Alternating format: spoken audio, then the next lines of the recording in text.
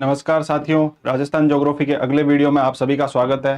पिछले वीडियो में हमने फिजियोग्राफिक डिवीजन ऑफ राजस्थान का चैप्टर किया था और उसमें हमने कुछ क्वेश्चंस भी सॉल्व किए थे। अब आगे चलते हुए हम एक बहुत important chapter the climate of Rajasthan मतलब राजस्थान की जलवायु के चैप्टर को पढ़ेंगे और इसके क्वेश्चंस को सॉल्व करेंगे। तो आइए देखते हैं क्लाइमेट ऑफ राजस्थान। जैसा कि आप स्लाइड में देख रहे हैं, क्लाइमेट ऑफ राजस्थान का चैप्टर हम करने जा रहे हैं। तो इसके अंदर हम इसको किस प्रकार से पढ़ेंगे, सबसे पहले हम ये जान लेते हैं कि क्लाइमेट ऑफ राजस्थान को हम किन हेडिंग्स के अंदर या किस प्रकार हम इस चैप्टर को प्रोसीड करेंगे। तो सबसे पहले हम लोग इसका पढ़ेंगे मीनिंग। मीनिंग मतलब व्हाट, इसका अर्थ क्या है। क्लाइमेट ऑफ राजस्थान मतलब हम क्लाइमेट पढ़ने जा रहे हैं तो क्लाइमेट का मतलब क्या है। दूसरा पॉइंट हम इसमें पढ़ेंगे कि हाउ मतलब कैसा है राजस्थान का क्लाइमेट जो है वो है किस प्रकार का। और तीसरा जो मोस्ट इंपॉर्टेंट पार्ट है वो हम करने जा रहे हैं, इसमें है क्लाइमेट क्लासिफिकेशन।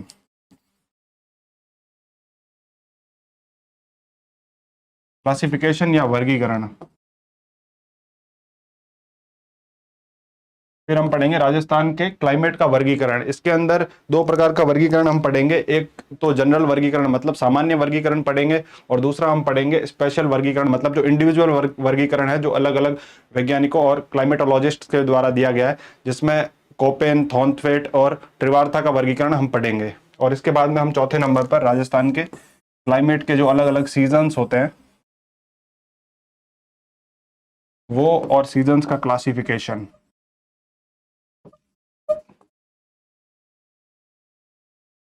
बीच में हम थोड़ा बहुत रेनफॉल के बारे में पढ़ लेंगे कि रेनफॉल का डाटा क्या है और रेनफॉल किस प्रकार से राजस्थान में चेंज हो रही है। तो हम आगे चलते हैं। तो सबसे पहले साथियों हम डिस्कस करेंगे राजस्थान का क्लाइमेट।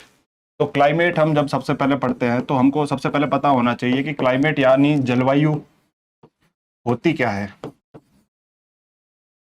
और आप सभी ने दो शब्द सुने होंगे, एक तो जलवायु और दूसरा सुना होगा वेदर यानी मौसम।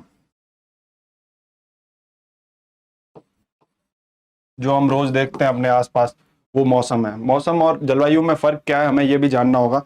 तो इसको हम आगे प्रोसीड करते हैं। जैसे जो क्लाइमेट है और जलवायु है, क्लाइमेट यानी जलवायु और जो वेदर यानी मौसम है उसमें क्या फर्क है। तो जो अर्थ है, ये अर्थ, इसके चारों तरफ का जो एटमॉस्फेयर है,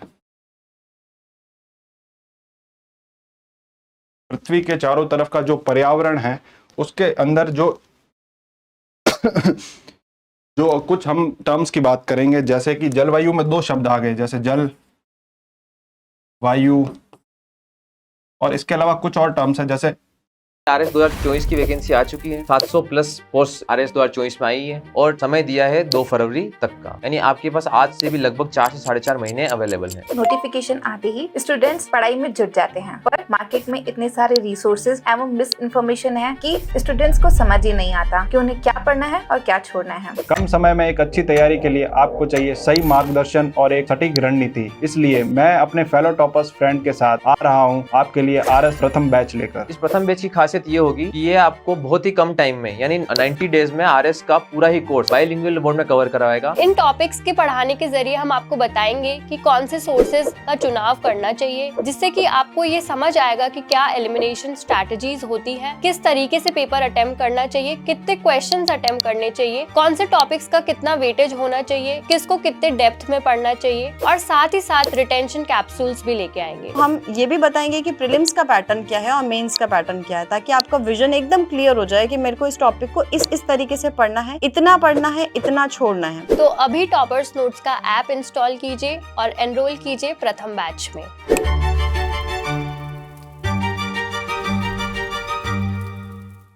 सनलाइट यानी सूर्य का प्रकाश,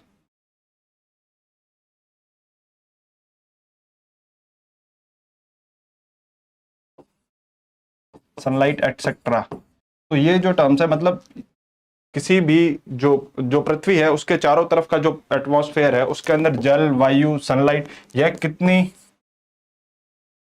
मात्रा में उपस्थित है, मतलब इनकी क्वांटिटी क्या है। और यह इसकी बात अगर हम करेंगे तो ये वेदर और क्लाइमेट से रिलेटेड होता है। अगर हम ये किसी स्पेसिफिक टाइम की बात करेंगे यानी if a certain time certain मतलब हो गया निश्चित। जैसे आज की हम बात करें तो एक निश्चित, अगर समय की बात कर लिया, एक निश्चित समय और एक सर्टेन प्लेस। अगर हम इस सर्टेन प्लेस और सर्टेन टाइम की बात करेंगे तो वो होगा वेदर।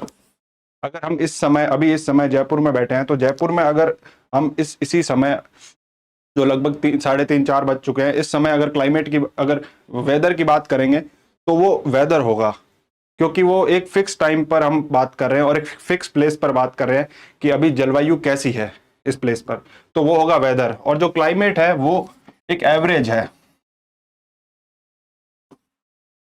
एवरेज जो वेदर है लगभग 30 ईयर्स का,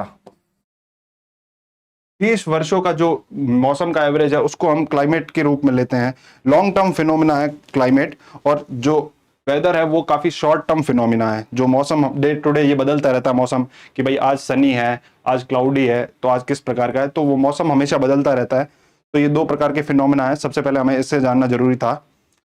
दोनों ही एटमॉस्फेयर के फिनोमिना है, जो अर्थ के सराउंडिंग का एटमॉस्फेयर है उसके फिनोमिना है, और एक लॉन्ग टर्म है और एक शॉर्ट टर्म है। ये डिफरेंस है मेजरली इनमें। अब हम आगे चलते हैं।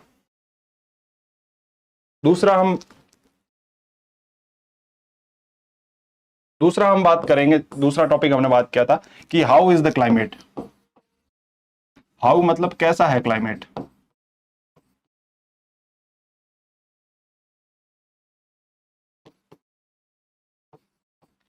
क्लाइमेट मतलब राजस्थान की जलवायु कैसी है।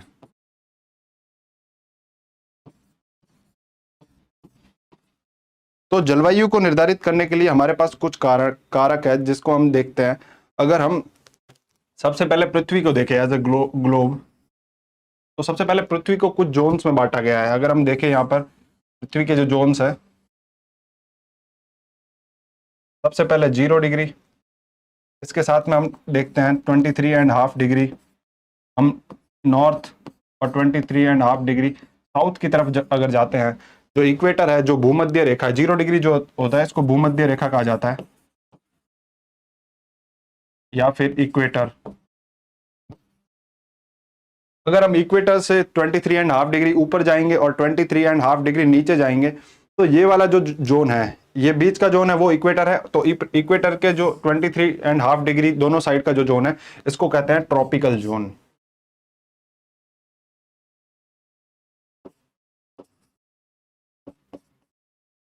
ट्रॉपिकल। और इससे अगर हम और ऊपर चलते हैं तो 23.5 डिग्री ऊपर से, 23.5 डिग्री नॉर्थ से लेकर 66.5 डिग्री नॉर्थ, और 23.5 डिग्री नॉर्थ साउथ से लेकर 66.5 डिग्री साउथ तक का जो पोर्शन है, यानी ये वाला पोर्शन, इसको हमने ए नाम दे दिया, इसको बी नाम दे रहे हैं हम। तो जो ए वाला पोर्शन है, ए वाला पोर्शन, उसको, वो था ट्रॉपिकल रीजन।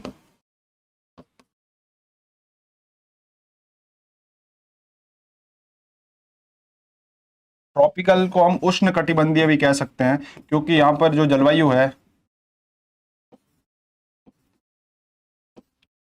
वो उष्ण प्रकार की है। मतलब यहाँ पर काफी गर्मी पड़ती है, सूर्य की सीधी किरणें यहाँ पर पड़ती है, इसलिए इसको उष्ण कटिबंध माना गया है, जिसमें मतलब कर्क रेखा तक सूर्य की सीधी किरणें पड़ती है और नीचे मकर रेखा तक सूर्य की सीधी किरणें पूरे साल भर के अराउंड कुछ समय पर पड़ती है।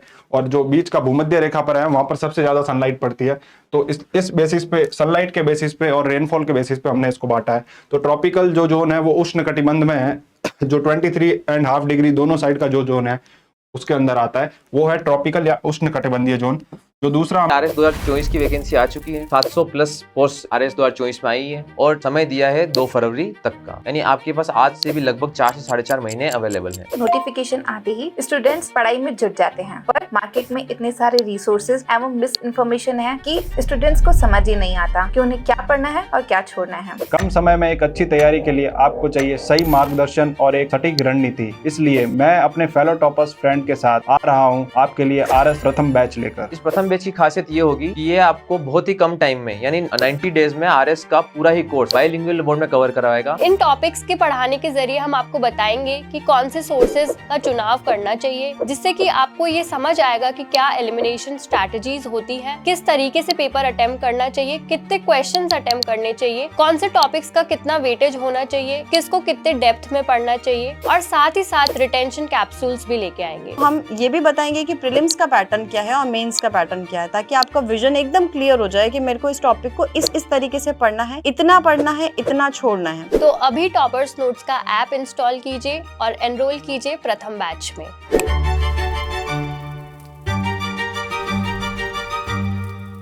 हमने पढ़ा वो है टेम्परेट।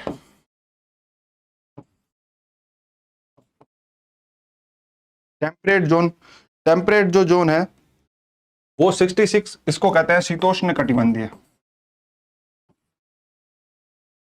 मतलब मोस्टली यहाँ पर शीत और उष्ण दोनों प्रकार की जलवायु पाई जाती है। इसमें मतलब गर्मी और सर्दी दोनों होती है। जो 23.5 डिग्री से ऊपर का क्षेत्र है, 23.5 डिग्री से लेकर 66.5 डिग्री तक नॉर्थ में, और 23.5 डिग्री हाफ से 23.5 डिग्री से लेकर 66.5 डिग्री दक्षिणी अक्षांश तक जो है वो वहां पर टेम्परेट जलवायु पाई जाती है। टेम्परेट जलवायु यानी शीतोष्ण जलवायु पाई जाती है। और एक तीसरा और हो गया, अब 66.5 डिग्री से लेकर हम ऊपर तक बात कर लें, टोटल पोल तक, तो ये पोल वाला एरिया, इसलिए उसको पोलर जलवायु पाई जाती है। पोलर रीजन, इसको सी प्रकार का हम नाम दे दें तो यहाँ पर पोलर यानी ध्रुवीय प्रकार की जलवायु।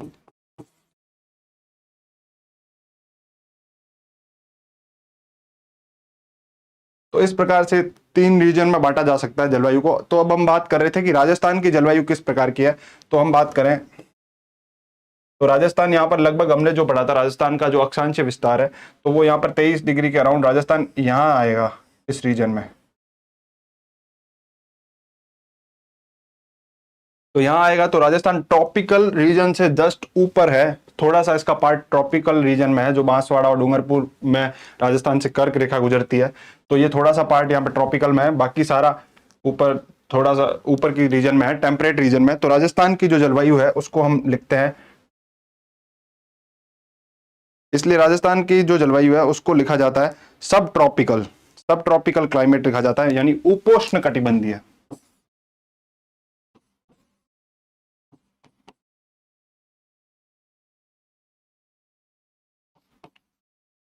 ट्रॉपिकल क्लाइमेट मतलब जो ट्रॉपिक है उसके जस्ट ऊपर वाला जो पोर्शन है उसमें पाया जाता है राजस्थान, इसलिए इसको सब ट्रॉपिकल क्लाइमेट यानी हिंदी में लिखा जाए तो उपोष्ण कटिबंधीय।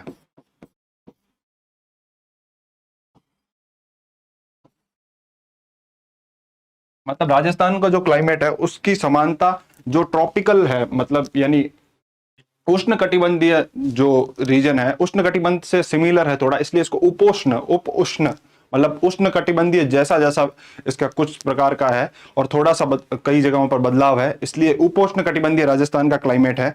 और यहाँ पर डायरेक्ट सनलाइट की बात की जाए तो बांसवाड़ा में डायरेक्ट रेस गिरती है, और जो गंगानगर राजस्थान को हम देखें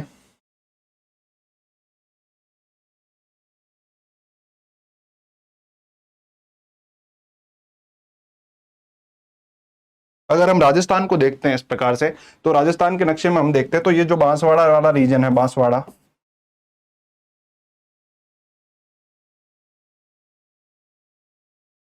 बांसवाड़ा कर्क रेखा पर आता है।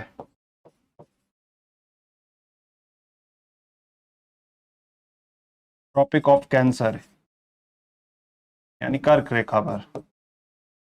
और जो ऊपर वाला है गंगानगर, तो जब सूर्य की किरणें, सूर्य का जो मूवमेंट होता है, सूर्य की किरणें यहाँ पर तिरछी पड़ेंगी ऊपर की साइड, जितनी नीचे होंगी उतनी सीधी पड़ेगी।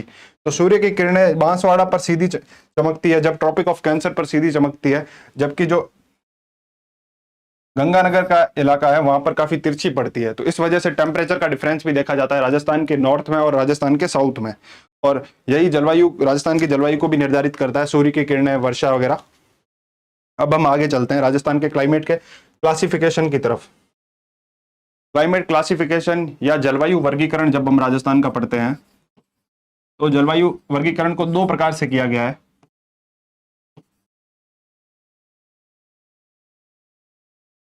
तो जलवायु वर्गीकरण करने के दो आधार हैं हमारे पास। एक है जनरल क्लासिफिकेशन, पहला जनरल यानी सामान्य, मतलब बहुत बेसिक लेवल पर, मतलब हमें जो ऊपर ऊपर से दिखता है कि कैसा क्लाइमेट राजस्थान का, हम वो सामान्य प्रकार से नॉर्मली जिसको वर्गीकरण जैसे कर सकते हैं, तो वो है सामान्य वर्गीकरण। दूसरा है इंडिविजुअल या व्यक्तिगत वर्गीकरण, जो कि बहुत ज्यादा इंपॉर्टेंट है और सवाल भी यहां से बनते हैं। व्यक्तिगत वर्गीकरण इसलिए है क्योंकि इसको कुछ स्पेसिफिक क्लाइमेटोलॉजिस्ट्स के द्वारा दिया गया है। तो व्यक्तिगत वर्गीकरण में हम 3 प्रकार के वर्गीकरण पढ़ेंगे। पहले हम पढ़ेंगे जनरल क्लासिफिकेशन। जनरल क्लासिफिकेशन की बात कर लें तो इसका हर क्लासिफिकेशन का एक बेसिस है, बेसिस या इसका आधार क्या है, तो इसको आप जरूर ध्यान में रखें, आधार का भी सवाल आ सकता है। तो जनरल क्लासिफिकेशन का आधार मात्र एक ही चीज है कि रेनफॉल, रेनफॉल या वर्षा।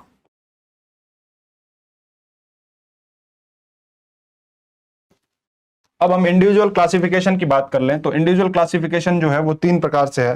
इंडिविजुअल क्लासिफिकेशन में पहला जो क्लासिफिकेशन है वो है कोपेन का, दूसरा क्लासिफिकेशन है ट्रिवार्था का,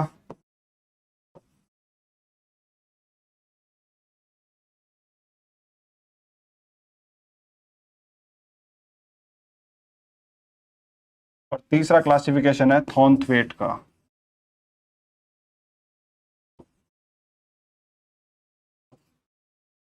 तो हमने बेसिस देख लिया, तो हमने सबसे पहले बेसिस देख रहे हैं। तो बेसिस जो है वो जनरल क्लासिफिकेशन का बेसिस है वर्षा, सामान्य क्लासिफिकेशन का बेसिस है ओनली वर्षा, जबकि जो कोपेन का क्लासिफिकेशन है उसके बेसिस है 3।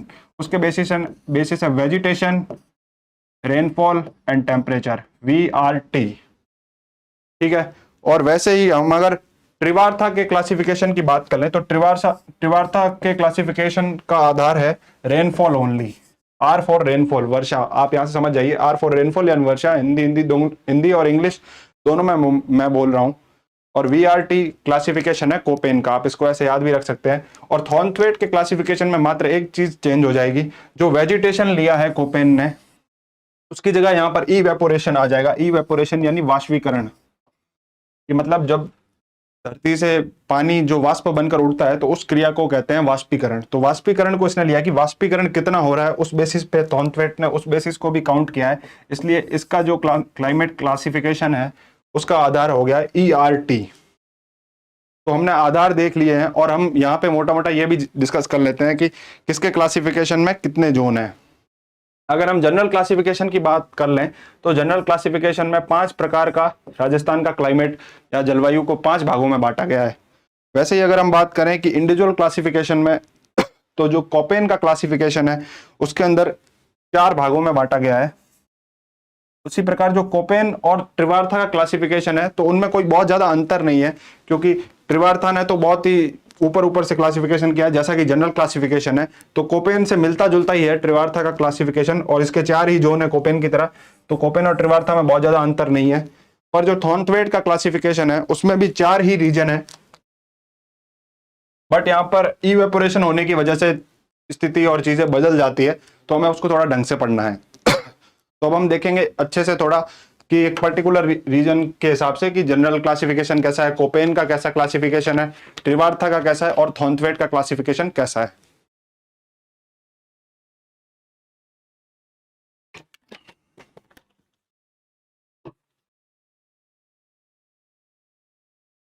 अब हम आगे चलते हैं क्लाइमेट ऑफ राजस्थान। जो हम क्लासिफिकेशन की बात करें तो हम बेसिक क्लासिफिकेशन पर आ गए हैं। जनरल क्लासिफिकेशन है ये, तो यहां पर लिखा हुआ नहीं है बट मैं लिख देता हूं, जनरल क्लासिफिकेशन है ये। जनरल यानी सामान्य। तो जो हम सामान्य वर्गीकरण की बात करें तो ये राजस्थान के क्लाइमेट का सामान्य वर्गीकरण है। तो इसका एकमात्र ही वर्षा इसका आधार है, वर्षा या रेनफॉल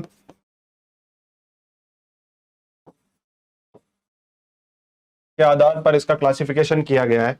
अब हम देखेंगे यहाँ पर राजस्थान को 5 क्लाइमेटिक जोन में बांटा गया है, 5। तो अब हम इसको देखते हैं एक एक क्लाइमेटिक जोन को। सबसे पहला जो क्लाइमेटिक जोन है वो एरिड क्लाइमेट है। एरिड यानी शुष्क जलवायु।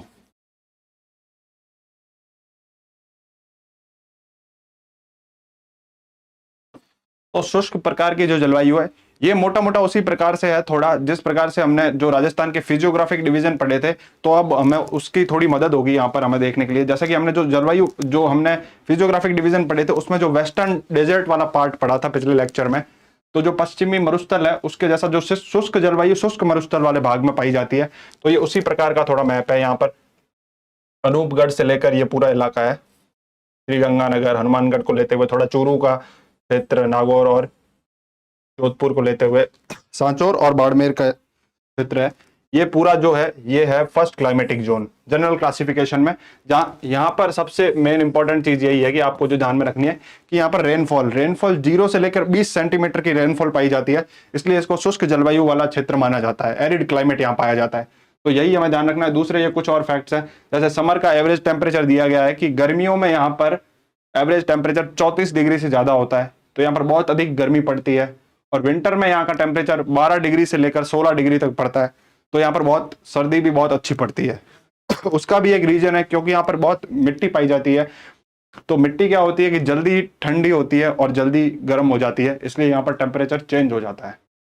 अब part of northern desert region, जैसा कि मैंने आपको बताया कि फिजियोग्राफिक डिवीजन में हमने बात की थी इसकी, जैसे जो भौतिक विभाजन था उसके अंदर जो पहला भाग था वेस्टर्न डेजर्ट रीजन, पश्चिमी जो मरुस्थल का क्षेत्र था उसका जो पहला भाग था एरिड मरुस्थल जो था, शुष्क मरुस्थल, उसका भाग है ये, तो शुष्क जलवायु यहाँ पाई जाती है।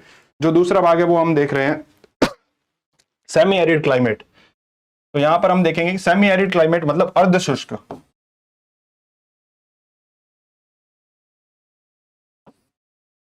अर्ध शुष्क प्रकार की जलवायु यहाँ पर पाई जाती है। तो अर्ध शुष्क जलवायु को हम देखें तो यहाँ पर रेनफॉल यानी वर्षा की मात्रा 20 से 40 सेंटीमीटर यहाँ पर पाई जाती है। तो 20 से 40 सेंटीमीटर मतलब एरिड से थोड़ी सी ज्यादा वर्षा यहाँ पर होती है, पर बहुत ज्यादा वर्षा नहीं है, 40 सेंटीमीटर से कम वर्षा है अभी भी यहाँ पर। और यहाँ पर समर का टेम्परेचर 36 डिग्री से 42 डिग्री तक का नोट किया जाता है, मतलब बहुत ज्यादा भी नहीं जाता है। जैसा कि वेस्टर्न डेजर्ट रीजन में 50 डिग्री 55 डिग्री तो भी टच कर जाता है, वैसा नहीं है, पर यहाँ पर भी अच्छा खासा टेम्परेचर देखा जाता है। विंटर का टेम्परेचर भी 10 डिग्री से 17 डिग्री मतलब अच्छी ठंड भी यहाँ पड़ती है, और यह भी नॉर्थ वेस्टर्न डेजर्ट पार्ट का हिस्सा है। तो हमने जो पश्चिमी मरुस्थल का जो क्षेत्र देखा था उसके अंदर दो भाग किए थे, एक शुष्क मरुस्थल था और एक अर्ध शुष्क मरुस्थल था। यहाँ भी कुछ उसी प्रकार का क्लाइमेट का रीजन है कि एक जो शुष्क क्लाइमेट है या एरिड क्लाइमेट कह सकते हैं, शुष्क जलवायु, और एक अर्ध शुष्क जलवायु या सेमी एरिड क्लाइमेट कहा गया है इसको। अब हम तीसरा पार्ट पढ़ते हैं। वहां भी मैंने साथ में बताया था कि आपको कि यहाँ पर कैसी जलवायु पाई जाती है किस फिजियोग्राफिक डिवीजन में, तो अलग अलग भौतिक प्रदेशों की जलवायु भी हमने डिस्कस की थी। तो यहाँ पर हम सेमी सब ह्यूमिड क्लाइमेट, तीसरा जो क्लाइमेटिक जोन है वो राजस्थान का है सब ह्यूमिड क्लाइमेट। यहाँ पर रेनफॉल यानी वर्षा जो इसका आधार है, वर्षा पाई जाती है 40 से 60 सेंटीमीटर के बीच की वर्षा, और समर का टेम्परेचर यहाँ पर 28 से 36 डिग्री। गर्मियां थोड़ी थोड़ी कम होनी स्टार्ट हो गई है, जैसे जैसे ह्यूमिडिटी बढ़ रही है वैसा वैसा हम नीचे बढ़ रहे हैं, वैसे कि वैसे गर्मियां बढ़ेगी, और थोड़ी अच्छी वर्षा होने की वजह से वहां पर गर्मी का जो प्रकोप है वो भी कम दिखेगा। हमने विंटर का भी यहाँ पर टेम्परेचर देखा, तो विंटर का टेम्परेचर भी ठीक ठाक है। तो लगभग विंटर का टेम्परेचर पूरे राजस्थान में समान ही रहता है, कहीं थोड़ी ज्यादा पड़ती है, बाकी पूरे राजस्थान सेम ही अफेक्ट होता है। और जो ये रीजन है ये अरावली रीजन का पार्ट है, सब ह्यूमिड क्लाइमेट का जो रीजन है। आप देख सकते हैं हमने जब अरावली पढ़ा था तब भी हमने अरावली इसी रीजन में पढ़ा था। जो नॉर्थ ईस्ट है यानी जो उत्तर पूर्व से लेकर साउथ वेस्टर्न यानी दक्षिण पश्चिम तक अरावली का विस्तार था, हमने कुछ इस प्रकार पढ़ा था। तो यहाँ पर आप देख सकते हैं कि सब ह्यूमिड क्लाइमेट जोन भी यहीं पर है, जहां पर 40 से 60 सेंटीमीटर तक की वर्षा पाई जाती है। अब हम आगे बात करें तो जो चौथा क्लाइमेटिक रीजन है राजस्थान का वो है humid climatic region according to the general classification, या सामान्य वर्गीकरण के हिसाब से बात करें तो यहाँ पर वर्षा पाई जाती है 60 से 80 सेंटीमीटर। तो यह भी बहुत अच्छी वर्षा है, ह्यूमिड क्लाइमेट जोन इसको कहा गया है। यहाँ पर अच्छी ह्यूमिडिटी पाई जाती है। जो राजस्थान का नीचे का जो हिस्सा है यहाँ पर मतलब झालावाड़ और बारां और प्रतापगढ़ और बांसवाड़ा को अगर हम छोड़ दें तो इसके ऊपर वाला जो हिस्सा है यहाँ पर जो ईस्टर्न प्लेन का जो हिस्सा है, मेनली यहाँ पर जो लिखा हुआ है पूर्वी मैदानी जो भाग है पूर्वी मैदान वाले रीजन में यहाँ पर ह्यूमिड क्लाइमेट यानी आर्द्र जलवायु पाई जाती है। और सब ह्यूमिड की बात कर दे तो उपाद्र प्रकार की जलवायु यहाँ ऊपर पाई जाती है। और उसके जस्ट नीचे जो ईस्टर्न प्लेन वाला जो मोस्टली पार्ट है उसके अंदर ह्यूमिड क्लाइमेट या आर्द्र प्रकार की जलवायु पाई जाती है। यहाँ पर बहुत नदियां भी आती है और बारिश भी अच्छी होती है, क्योंकि अरावली के जस्ट नीचे की साइड है, तो इसके पैरेलल में साउथ वेस्टर्न मानसून विंड्स इधर से जाती है। तो साउथ वेस्टर्न मानसून विंड्स जो है वो इस एरिया में अच्छी बारिश कर लेती है। इसलिए यहाँ पर सब ह्यूमिड जो ह्यूमिड क्लाइमेट रीजन और वेरी ह्यूमिड क्लाइमेट रीजन आपको देखने को मिल रहा है, उसका बड़ा रीजन ये भी है। यहाँ पर भी टेम्परेचर एवरेज टेम्परेचर दिया गया है। समर का एवरेज टेम्परेचर यहाँ पर 30 से 34 डिग्री तक है और विंटर का एवरेज टेम्परेचर यहाँ पर 14 से 17 डिग्री। तो एक प्रकार का बैलेंस टेम्परेचर देखा जा सकता है। गर्मियां भी बहुत ज्यादा नहीं हो रही यहाँ पे। और ये ईस्टर्न प्लेन का रीजन है। आपको मेनली कुछ रीजन्स ध्यान रखने हैं कि जो हमारा फिजियोग्राफिक डिवीजन था भौतिक प्रदेश, उसी हिसाब से ये रीजन भी बटे गए हैं और उसी हिसाब से यहाँ पर वर्षा की मात्रा भी जो है वो बदल रही है। अब हम बात करें पांचवें रीजन के बारे में, वेरी ह्यूमिड क्लाइमेट यानी अति आर्द्र। अति आर्द्र प्रकार की जलवायु यहाँ पर पाई जाती है वेरी ह्यूमिड क्लाइमेट रीजन में। यहाँ पर जो वर्षा की मात्रा है 80 से 120 सेंटीमीटर तक की वर्षा यहाँ पाई जा रही है। और यहाँ पर समर और विंटर का जो टेम्परेचर है, समर का टेम्परेचर 34 से 36 डिग्री तक है और विंटर का 14 से 17, वही जो ह्यूमिड क्लाइमेट के जो टेम्परेचर उसी प्रकार का लगभग टेम्परेचर है। और इसमें मेनली हाड़ौती प्लेटू रीजन आ रहा है, जो हाड़ौती का पठारी प्रदेश है। और दूसरा रीजन है वागड़।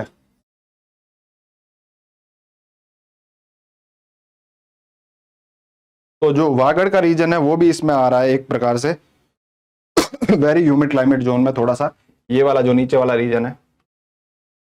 तो यहाँ पर भी अच्छी माउंट आबू और सिरोही वाले इलाके में बहुत अच्छी वर्षा होती है। राजस्थान में सबसे ज्यादा वन ऑफ द बिगेस्ट जो सबसे ज्यादा वर्षा होती है वो यहाँ पर माउंट आबू में होती है। इसलिए राजस्थान में यहाँ पर वेरी ह्यूमिड क्लाइमेट या अति आर्द्र क्लाइमेट पाया जाता है। अब हम इसको मोटा मोटा वापस से देख लेते हैं कि जो हमने जनरल क्लासिफिकेशन किया है उसके 5 प्रकार से जनरल क्लासिफिकेशन किया गया है। अब आपको याद रखना हो तो हम एक छोटी सी टेबल भी बना लेते हैं इसके लिए। तो जो जनरल क्लासिफिकेशन है या जो सामान्य वर्गीकरण है,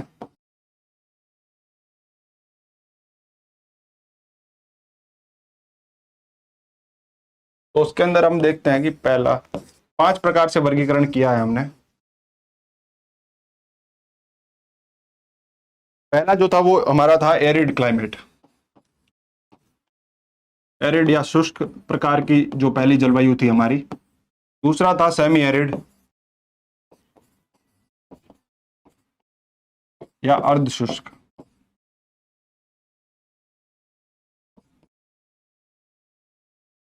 तीसरा हमने जो पढ़ा था वो था सब ह्यूमिड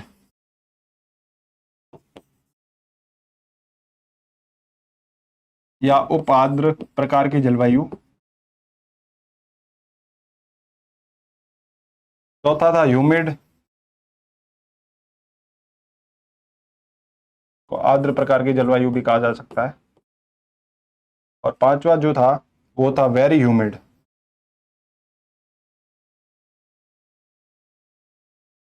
अति आर्द्र।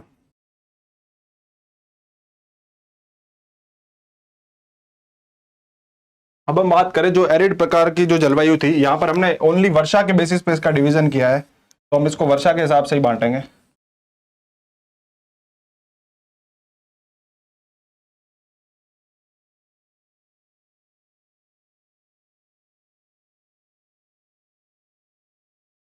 तो वर्षा के अकॉर्डिंग बांटते हैं। तो हमने पढ़ा था कि यहां पर रेनफॉल या वर्षा जो है 0 से 20 सेंटीमीटर पाई जाती है। यहाँ पर 20 से 40, यहाँ पर 40 से 60 सेंटीमीटर। जो ह्यूमिड रीजन है वहां पर 60 से 80 सेंटीमीटर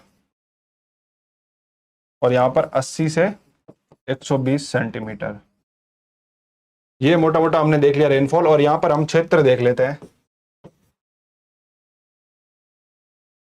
तो एरिड वाला जो क्लाइमेट क्षेत्र था उसके अंदर बेसिकली नॉर्थ वेस्टर्न डेजर्ट है,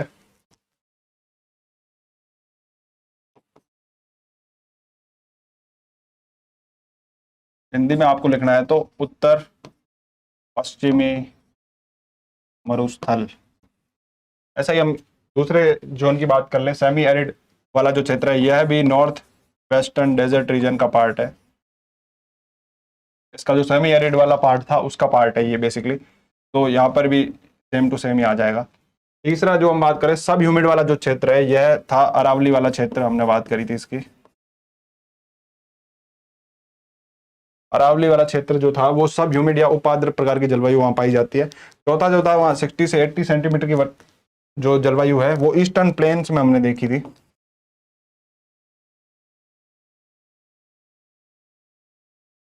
या पूर्वी मैदानी भाग जो राजस्थान का हमने देखा था। और जो पांचवा वेरी ह्यूमिड वाला ये हाड़ौती रीजन में हम इसको मानते हैं।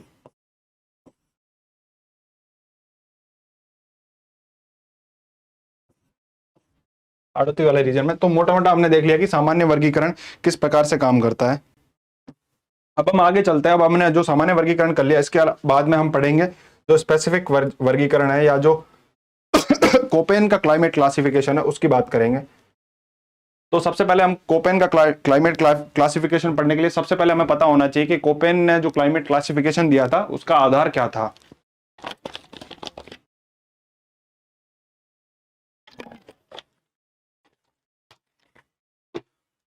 कोपेन का क्लाइमेट क्लासिफिकेशन यहाँ पे हम देख रहे हैं।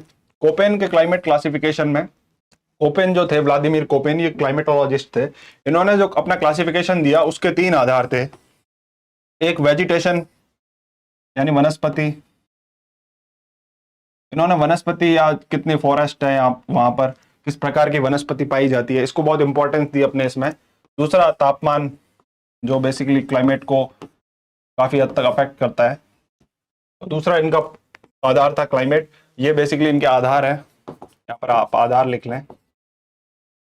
इस आधार पर कोपेन ने अपना क्लाइमेट क्लासिफिकेशन दिया। तीसरा था रेनफॉल यानी वर्षा, जिसके आधार पर हम सामान्य वर्गीकरण भी देख चुके हैं। तो कोपेन ने जो जलवायु समूह थे उनको कुछ भागों में बांटा था। अब हम आगे इसको बहुत अच्छे से देखेंगे, बट इससे पहले आपको कुछ संकेतकों को बहुत अच्छे से समझ लेना है। उन संकेतकों को आप जितना अच्छे से समझेंगे उतना ही अच्छा आप इस चैप्टर में कर पाएंगे। और वो बहुत इंपॉर्टेंट है क्योंकि कोपेन और जो थॉर्नथवेट का वर्गीकरण है उससे जनरली क्वेश्चन आने की संभावना बहुत ज्यादा रहती है। तो हम अब यहाँ पर देखते हैं कि आपको क्या क्या ध्यान रखना है। अब हम वापस से बढ़ेंगे, अपनी जो प्राइमरी क्लासेस थी उनकी तरफ बढ़ेंगे। प्राइमरी क्लासेस में हम ABCD पढ़ते थे, तो अब हम वापस से कोपेन साहब हमको ABCD पढ़ाएंगे।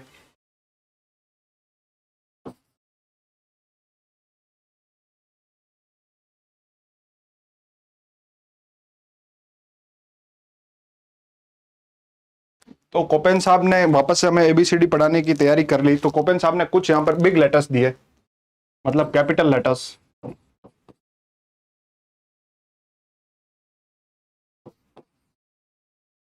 उन कैपिटल लेटर्स का हमको इन्होंने मतलब भी बताया। जैसे पहले इन्होंने बड़ी ABCD सिखाई हमको, बड़ा A, बड़ा B, बड़ा C, बड़ा D और बड़ा E। पहले हमको इन्होंने बड़ी ABCD सिखाई, उसके अंदर हमको इन्होंने सिखाया, जैसे अभी हम पूरे ग्लोब की बात कर रहे थे, तो ये हमारी पृथ्वी है, ये हो गया 0 डिग्री, ये हो गया 23.5 डिग्री, और ये 23.5 डिग्री। ये हो गया नॉर्थ का, ये हो गया साउथ का, और यहाँ पर हम बात कर लेते हैं, ये है 66.5।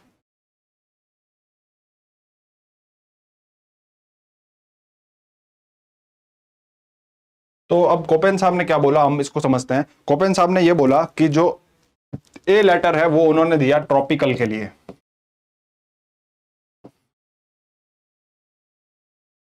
ट्रॉपिकल यानी जो भूमध्य रेखा है, ये जो इक्वेटर है, इक्वेटर या भूमध्य रेखा जिसको कहते हैं हम, तो 0 डिग्री पर जो क्लाइमेट पाया जाता है उसको उन्होंने ए से रिप्रेजेंट किया। यहां पर हम पेन का कलर चेंज कर लेते हैं।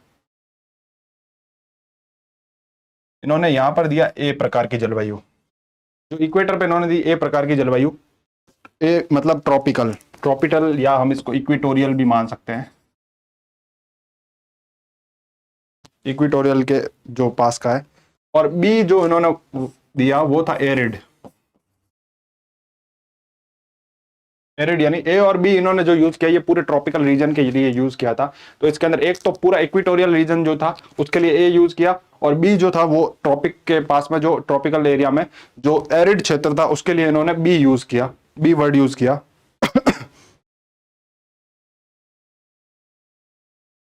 अब बी के भी अंदर इन्होंने दो प्रकार का वर्गीकरण और किया। बी के अंदर इन्होंने दो वर्ड और लिए। एक अभी हम कैपिटल लेटर्स की बात कर रहे हैं, बड़ी एबीसीडी चल रही है अभी, तो बड़ी एबीसीडी में एक डब्ल्यू वर्ड लिया इन्होंने और एक एस लिया। तो इन्होंने कहा भाई एरिड एरिया जो है वो भी दो प्रकार का हो सकता है। एक एरिड एरिया ऐसा जो बिल्कुल ही डेजर्ट है, उसके लिए हम यूज करेंगे डब्ल्यू, और एक एरिड एरिया ऐसा जहां पर स्टेपी प्रकार की जलवायु पाई जाएगी, स्टेपी प्रकार की वेजिटेशन और जलवायु पाई जाएगी, तो उसको हम एस से डिनोट करेंगे। एस फॉर स्टेपी भी आप ऐसा भी याद रख सकते हैं। और डब्ल्यू वाला जो रीजन है वो वेस्टर्न डेजर्ट के लिए हम यूज करेंगे मोस्टली, तो डब्ल्यू फॉर डेजर्ट।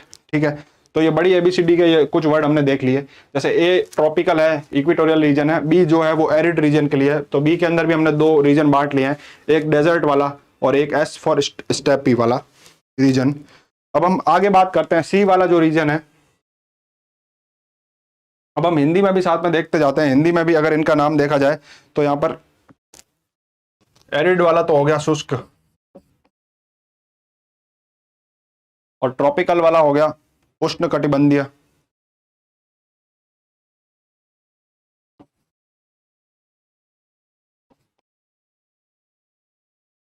यहाँ पर उष्ण कटिबंधीय जलवायु होगी, ये हो गई शुष्क जलवायु। और हम सी लेटर को वार्म क्लाइमेट की तरह देखते हैं, वार्म या उपोष्ण प्रकार की जलवायु। यहाँ पर हम बेसिकली इसको उपोष्ण से देखेंगे। तो जैसे ही हम ट्रॉपिकल रीजन से ऊपर बढ़ते हैं, ट्रॉपिकल पूरा उष्ण था, उष्ण कटिबंध, और जो 66 वाला है ये है शीत, ये पूरा ठंडा हो गया। तो जो इसके जस्ट ऊपर वाला ये वाला जो रीजन होगा 23.5 डिग्री से जस्ट ऊपर वाला रीजन, राजस्थान कुछ इसी रीजन में आएगा। तो राजस्थान में जो सी प्रकार की जलवायु है वो ज्यादातर पाई जाएगी। तो यहाँ पर सी लेटर डिनोट किया गया है। तो जो सी लेटर जो है वो हमने बेसिकली यूज किया है कि जो उपोष्ण प्रकार की जलवायु है, मतलब जो उष्ण नहीं है पर उष्ण जैसे कुछ कैरेक्टरिस्टिक है इस जलवायु में, और जो 23.5 डिग्री के जस्ट नॉर्थ के जस्ट पास में है, तो इसको उपोष्ण प्रकार की जलवायु हमने कह दिया है। और ऐसे ही हमने चौथा प्रकार का जो है जलवायु उसको हमने कहा है जो शीतोष्ण, जो शीत कटिबंधीय में है।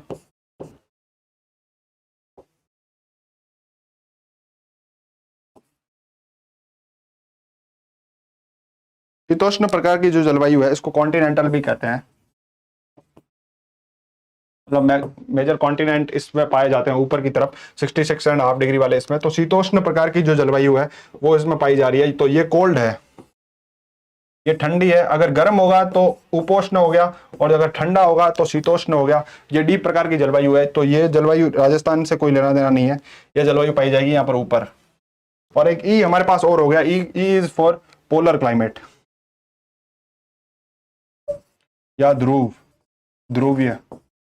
अब ध्रुवीय क्लाइमेट भी हमारे यहाँ पे पाया नहीं जाता, तो ई लेटर यहाँ पर है, लगभग ध्रुव की ओर जहाँ पर है, जो हमारा ऊपर वाला व्रत है वहां पर है। तो इस प्रकार से राजस्थान के क्लासिफिकेशन में हम देख सकते हैं कि कैपिटल लेटर्स में इन्होंने क्या क्या दिया। सबसे पहले हम देखते हैं ए जो ट्रॉपिकल क्लाइमेट रीजन है या फिर जो इक्वेटोरियल रीजन है। दूसरा इन्होंने दिया है बी प्रकार का क्लाइमेट, बी क्लाइमेट इन्होंने दिया एरिड, जिसके अंदर दो भाग दिए, एक डब्ल्यू फॉर वेस्टर्न रीजन और एस फॉर स्टेपी। और सी में इन्होंने दिया है वार्म या उपोष्ण प्रकार का, गर्म प्रकार की जलवायु पाई जाएगी, वहां पर सी होगा। तो राजस्थान का काफी सारा हिस्सा जो है वो सी प्रकार की जलवायु में आता है। और डी वाला जो है वो कॉन्टिनेंटल या शीतोष्ण प्रकार की जलवायु है। यहाँ पर क्या है, कोल्ड प्रकार की जलवायु है। तो ये 66.5 डिग्री की तरफ चला जाएगा, जो ट्रॉपिकल है। जैसा हमने पहले ही पढ़ा था ये उष्ण है, तो यहाँ पर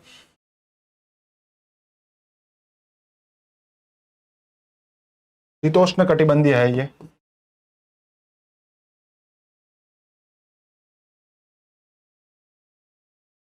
तो ये उष्ण के ऊपर शीतोष्ण कटिबंधीय। तो शीतोष्ण कटिबंधीय में भी जो ऊपर वाला ठंडा वाला हिस्सा है वहां पर डी प्रकार की जलवायु, और ई में एकदम पोलर प्रकार की जलवायु ई में पाई जाती है।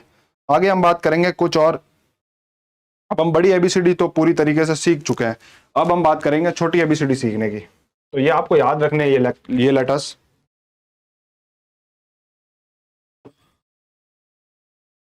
Small alphabets. अब हम स्मॉल अल्फाबेट्स की बात करें तो यहां पर कुछ अल्फाबेट्स हैं जैसे W, S, G, M और F। जिसमें से जो F प्रकार की जलवायु है इसका राजस्थान से कोई लेना देना नहीं है, वो आपको अभी समझ में आ जाएगा। W का मतलब है कि विंटर ड्राई। ये छोटा W है, ये बड़ा वाला W नहीं है जिसका मतलब डेजर्ट था। विंटर ड्राई मतलब यहां पर जो सर्दियां हैं वहां पर कोई बारिश नहीं होती।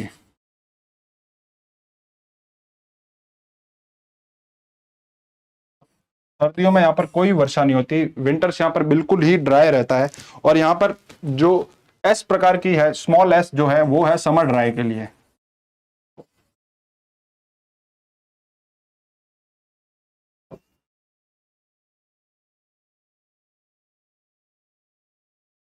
यहाँ पर गर्मियां शुष्क रहती है, मतलब गर्मियों में भी यहाँ पर कोई वर्षा नहीं होती।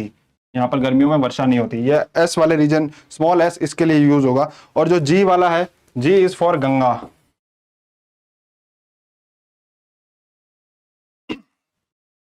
गंगा तुल्य जलवायु यहां पर पाई जाती है। तो जी वाला जो रीजन है वो बेसिकली जो हमारा ईस्टर्न प्लेन वाला रीजन है, पूर्वी जो मैदानी भाग है, वहां पर हमें जी प्रकार की जलवायु देखने को मिलेगी। अभी हम आगे देखेंगे जब डिस्कस करेंगे। और आगे जो एफ एम प्रकार का जो जलवायु रीजन है वो है मानसूनी वर्षा।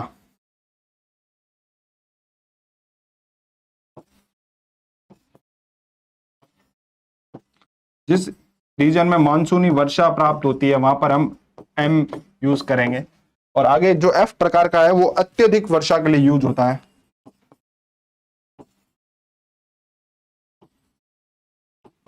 Very high rainfall. तो अत्यधिक वर्षा वाला रीजन तो यहाँ पर कोई माना नहीं गया है। तो अब हम इसको आगे कोपेन का क्लासिफिकेशन हम लोग आगे पढ़ेंगे। और यहाँ पर एक एच और लेटर यहाँ पर है।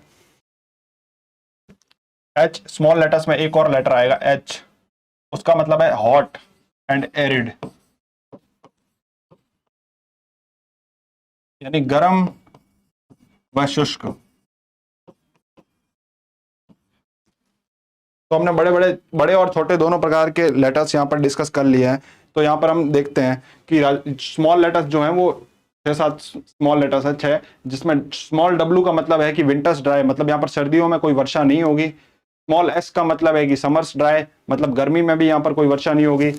स्मॉल G का मतलब है कि गंगा तुल्य जलवायु, मतलब गंगा के जैसी जलवायु, गंगा के जो प्लेन क्षेत्र में जलवायु पाई जाती है ऐसी जलवायु ईस्टर्न प्लेन क्षेत्र में हमें देखने को मिलेगी। स्मॉल M का मतलब है कि मॉनसून रेन, मतलब यहाँ पे मॉनसूनी वर्षा पाई जाती है। और स्मॉल F का मतलब है यहाँ पर अत्यधिक वर्षा पाई जाती है। अब हम डिस्कस करेंगे आगे climate reason of the Koppen. Koppen के अनुसार दिए गए क्लाइमेटिक रीजन।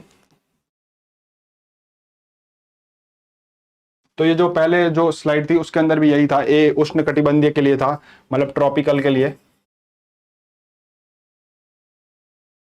तो यहाँ पर कुछ फैक्ट्स लिखे हुए हैं कि भाई औसत तापमान इतना रहता है वर्षा और वाष्पीकरण के। जो शुष्क वाला है, जो ये एरिड के लिए बी हमने यूज किया था, इसको अब आपको ये समझ में आ जाएगा। ए शुष्क उष्ण कटिबंधीय के लिए, बी शुष्क जलवायु के लिए, और ये कोष्ण नहीं, ये उपोष्ण है। जी उपोष्ण जलवायु के लिए जो हमने देखा है कि 23.5 डिग्री नॉर्थ के जस्ट ऊपर वाला जो क्षेत्र है वहां पर जो जलवायु पाई जाती है, तो राजस्थान भी इसी में ही पड़ता है 23.5 से 30 वाले रीजन में। तो उसमें उपोष्ण प्रकार की जलवायु, सी वाला रीजन राजस्थान में आएगा। डी वाला जो है ये शीतल हिम वन जलवायु, मतलब शीतोष्ण प्रकार की जलवायु का कुछ भाग है। तो ये हमने देखा था कि 66.5 डिग्री के आसपास का जो क्षेत्र है वहां पर शीतोष्ण प्रकार की जलवायु पाई जा रही है, तो वहां पर ये पाया जाता है। और ई जो है वो शीत प्रकार की जलवायु है। तो शीत जलवायु में आपको ई देखने को मिलेगा। शीत मतलब ये पोलर पर है, एकदम पोलर इलाके एकदम ठंडे हैं, ध्रुवीय, वहां पर कोई सनरेज पड़ ही नहीं रही है, बहुत कम सनरेज वहां पर देखने को मिलती है। तो ये हमने देख लिया। अब हम कोपेन का क्लासिफिकेशन है उसको कुछ वर्गीकरण को आगे देख रहे हैं कि ए बी और इसमें कैसे इन्होंने डिवाइड किया है। तो आगे हम पहले इसका मैप देख लेते हैं।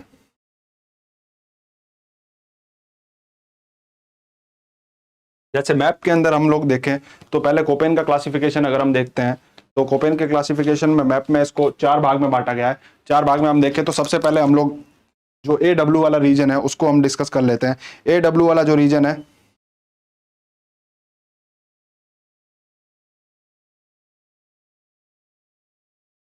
तो ए हमने यूज किया था ट्रॉपिकल के लिए।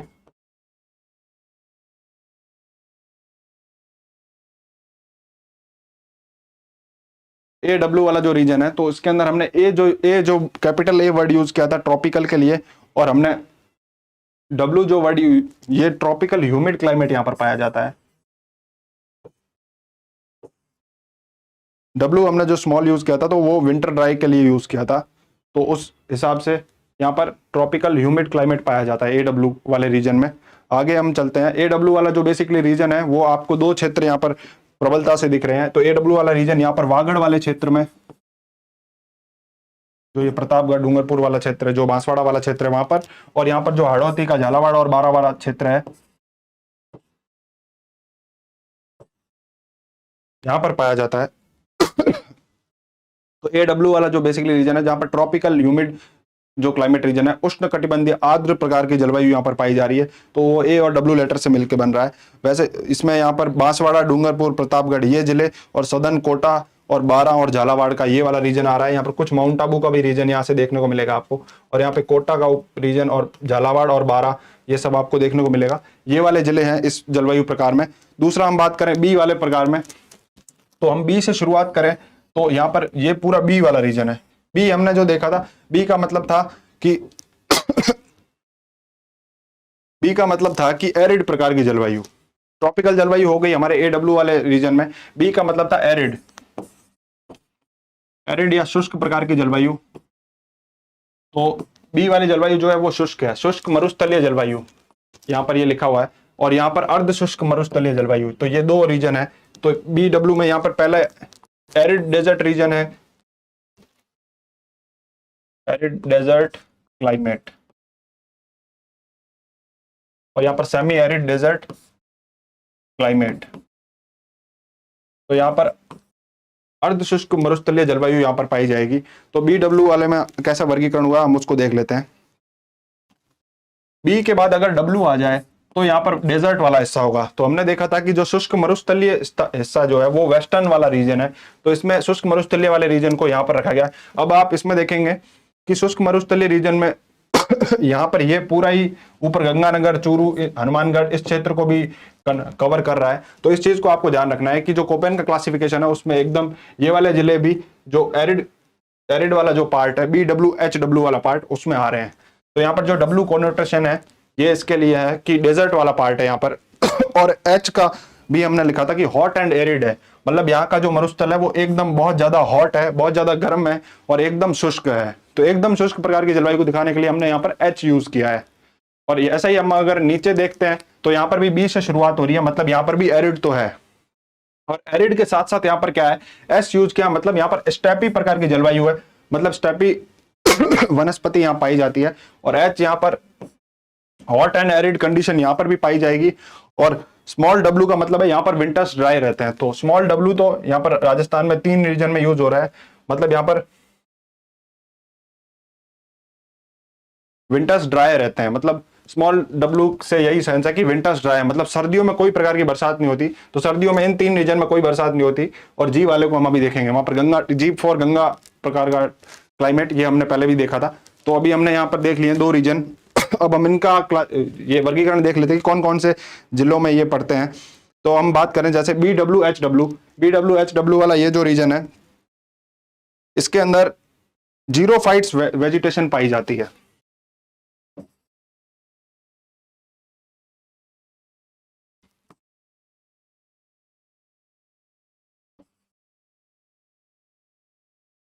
जीरोफाइट या मरुदभिद ये वनस्पति पाई जाती है। जो कोपेन का क्लासिफिकेशन है उसके अंदर 3 चीजें थी, जैसा हमने देखा VRT, vegetation, rainfall and temperature. हमें 3 प्रकार की चीजों की बात करनी पड़ेगी इसमें। तो वेजिटेशन की बात करेंगे, यहाँ पर जीरोफाइट वेजिटेशन पाई जाती है। जीरोफाइट वेजिटेशन वो वेजिटेशन होती है जिसके अंदर की जो पत्तियां हैं वो अपना आकार चेंज कर कर कांटों का रूप ले लेती है, कांटों का रूप ले लेती है। इसको हम थॉर्नी वेजिटेशन भी कहते हैं, मतलब कंटीली झाड़ियां जो होती है डेजर्ट में पाई जाती है उसको जीरोफिटिक वेजिटेशन कहा जाएगा। अब हम आगे बात करें कि ये एकदम मिनिमम रेनफॉल यहाँ होती है, सबसे कम वर्षा, वर्षा जो है न्यूनतम है यहाँ पर। BWHW वाला जो रीजन है इसमें वर्षा है, सबसे न्यूनतम वर्षा यहाँ पर पाई जाती है। यह जैसलमेर, बीकानेर, चूरू, श्रीगंगानगर और यहाँ पर हनुमानगढ़ वाला जो क्षेत्र है, नया जिला अनूपगढ़ भी इसमें आ जाएगा। पर इसमें एक चीज ध्यान रखने की, यहाँ पर बाड़मेर इसमें नहीं है, बाड़मेर दूसरे रीजन में आएगा, अभी हम उसको डिस्कस करेंगे। तो जैसलमेर में मोटे मोटे BWHW वाले में ये वाले जिले आते हैं, पश्चिमी राजस्थान के जो ऊपर वाले जिले। अब हम BSHW क्लाइमेट की बात करेंगे तो ये स्टेपी टाइप का क्लाइमेट यहाँ पाया जाता है। स्टेपी, एस से मतलब ही स्टेपी का है, स्टेपी प्रकार का क्लाइमेट यहाँ पाया जाता है। स्टेपी जो होता है वो अर्धशुष्क प्रकार की जलवायु होती है, अर्धशुष्क प्रकार का क्लाइमेट है। तो इसके अंदर बेसिकली जो अर्धशुष्क राजस्थान का क्लासिफिकेशन के अंदर जो अर्धशुष्क वाले भाग थे उसको हम देखते हैं। तो हम ऊपर से बात करें तो यहाँ पर घग्गर वाला बेसिन है वो थोड़ा ज्यादातर उधर चला गया, पर यहाँ पर लूणी, कुछ घग्गर का पार्ट,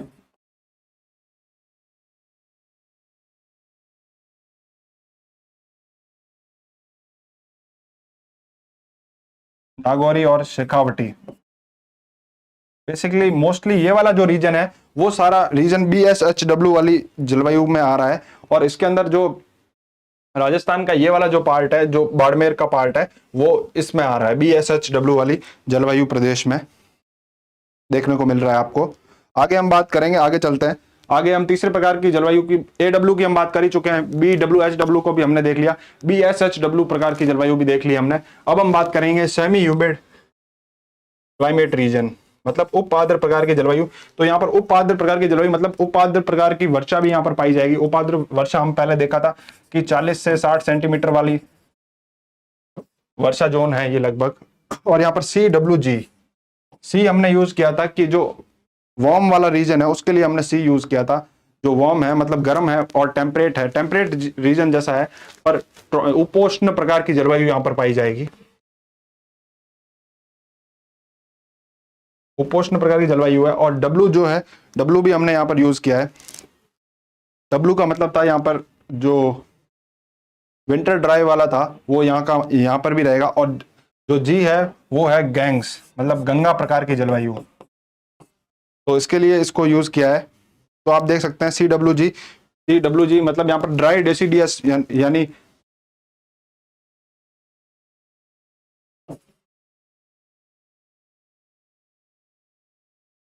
ड्राई डेसिडियस मतलब सूखी पर्णपाती प्रकार की जो वनस्पति यहाँ पर पाई जाती है।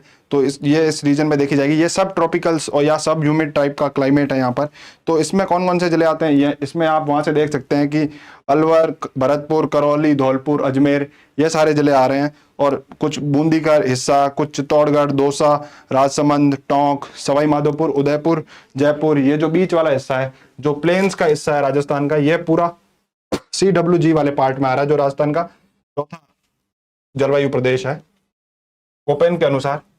अब हम कोपेन के अनुसार जलवायु प्रदेश की बात कर लें तो इसमें दो और इंपॉर्टेंट फैक्ट है। जैसे जो BSHW वाला है तो ये लार्जेस्ट क्लाइमेटिक जोन है। एक फैक्ट तो ये हो गया, सबसे बड़ा क्लाइमेटिक जोन आपको मैप में भी दिख रहा है कि BSHW वाला है। और सबसे छोटा क्लाइमेटिक जोन, जैसे हम बात कर रहे हैं कि AW वाला क्लाइमेटिक जोन, सबसे छोटा क्लाइमेटिक जोन हमको दिख रहा है। तो मोटे मोटे फैक्ट्स ये हो गए। और हमने पूरा मैप में भी इसको देख लिया कि कौन से डिस्ट्रिक्ट्स में कौन सा क्लाइमेटिक जोन है। तो हमें ये देखने को मिलता है। कई बार हमें सीधा भी पूछ लेता है कि जो BWHW है या BSHW है, इनके अंदर कौन से जिले कौन से क्लाइमेटिक जोन में आते हैं, या फिर किस वर्ड्स का मतलब क्या है, कहाँ पे कौन सी जलवायु पाई जाती है। तो आपको ये पता होना चाहिए। तो हमने मोटा मोटा सबको डिस्कस कर लिया है। अब हम आगे चलते हैं। आगे हमने यहाँ पर एक शीट बना रखी है। इस शीट में हम वापस इसको थोड़ा डिस्कस कर लेंगे फटाफट से। अभी हमने इसको डिस्कस किया है, जैसा BWHW, BSHW, CWG और AW, 4 प्रकार के क्लाइमेटिक जोन जो कोपेन ने दिए थे उसको हम डिस्कस कर रहे हैं। BWHW बी हमने यूज किया था यहाँ पर एरिड के लिए। तो एरिड में दो प्रकार के थे, बी डब्ल्यू के साथ, बी के साथ एक डब्ल्यू आ गया तो डेजर्ट हो गया, एस हो गया स्टेपी प्रकार की जलवायु के लिए। तो इसका नाम है शुष्क मरुस्थलीय जलवायु है यहाँ पर, और यहाँ पर अर्ध शुष्क मरुस्थलीय जलवायु है। मतलब यहाँ पर एरिड डेजर्ट टाइप का क्लाइमेट है और यहाँ पर सेमी एरिड डेजर्ट क्लाइमेट है। और यहाँ पर एरिड डेजर्ट क्लाइमेट होने का रीजन ये है कि 10 से 20 सेंटीमीटर की वर्षा या 0 से 20 सेंटीमीटर की वर्षा भी आप इसको मान सकते हैं।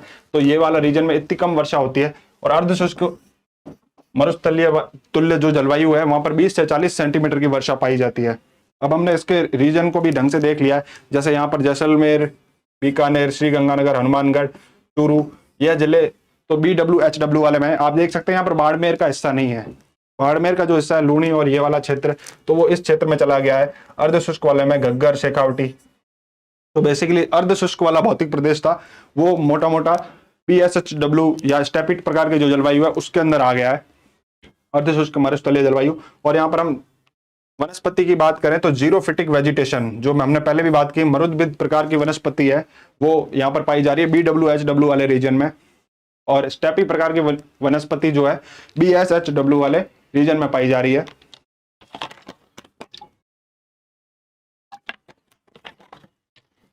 और यहाँ पर एक इंपॉर्टेंट फैक्ट दिया गया है कि BWHW वाले रीजन में सबसे न्यूनतम वर्षा हो रही है 0 से 20 सेंटीमीटर, जो हम पहले भी डिस्कस कर चुके हैं। और यहाँ पर स्टेपी वनस्पति, और यहाँ पर कोपेन का सबसे बड़ा जलवायु प्रदेश यह है सेकंड जलवायु प्रदेश BSHW वाला, स्टेपी वाला। आगे हम बात करते हैं CWG वाला जो रीजन है, यहाँ पर गंगा तुल्य, गंगा के जैसी जलवायु है। और ये सी उपोष्ण प्रकार की जलवायु यहाँ पर पाई जा रही है, 40 से 80 सेंटीमीटर की वर्षा का जोन इसको रखा गया है। और यहाँ पर अलवर, भरतपुर, करौली, टोंक, धौलपुर, राजसमंद, सिरोही, सवाई माधोपुर, उदयपुर, जयपुर, यह पूरा रीजन आ रहा है। कोटपुतली, बहरोड भी इसी रीजन में आ जाएगा मोस्टली। और मानसूनी प्रकार की जलवायु, जो M स्मॉल लेटर था उससे भी इसको रिप्रेजेंट किया जा सकता था, पर यहाँ पर मानसूनी प्रकार की वनस्पति पाई जा रही है। और सर्वाधिक उपजाऊ और सर्वाधिक जनसंख्या वाला जो रीजन है वो यही है। हमने देखा था ईस्टर्न प्लेन वाला जो रीजन है, तो सारे चैप्टर्स एक दूसरे से जुड़े हुए हैं। जो भौतिक प्रदेश वाला चैप्टर था, अगर आपने वो अच्छे से पढ़ा होगा तो आपको यहाँ पर भी कुछ ना कुछ हेल्प हुई होगी, वहां पर भी हमने कुछ ना कुछ टर्म्स की बात की थी। तो ज्योग्राफी ऐसे अलग अलग नहीं है, ज्योग्राफी के सारे चैप्टर्स एक दूसरे से कहीं ना कहीं जुड़े होते हैं, तो आपको वहां पर हेल्प भी होती है। यहाँ पर आप देखते हैं कि जनसंख्या का जो घनत्व है वो CWG वाले रीजन में बहुत अच्छा है, सबसे ज्यादा जनसंख्या घनत्व है, तो ये भी आपको ध्यान रखना एक फैक्ट। अब हम AW वाले रीजन की बात कर लें तो ये वागड़ और हाड़ौती वाला पार्ट था। AW प्रकार की जलवायु, यहाँ पर ट्रॉपिकल प्रकार की जलवायु थी। ट्रॉपिक्स पे क्या सबसे ज्यादा बारिश होती है,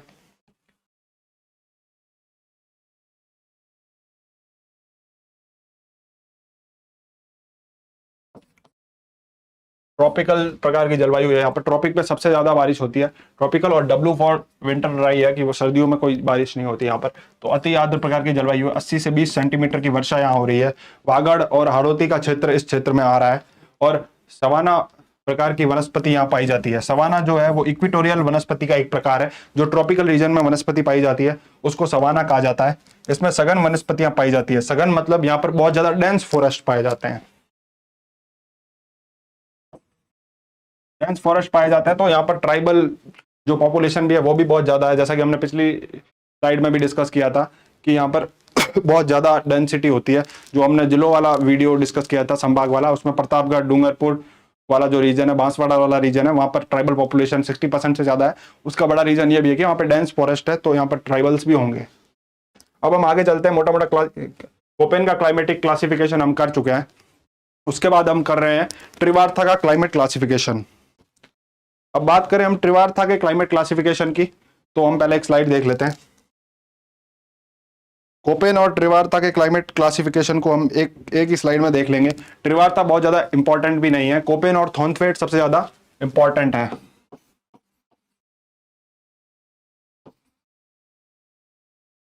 तो ये त्रिवार्था है और इधर हमने देखा था कोपेन का। तो कोपेन का जो फर्स्ट क्लाइमेटिक हमने रीजन देखा था,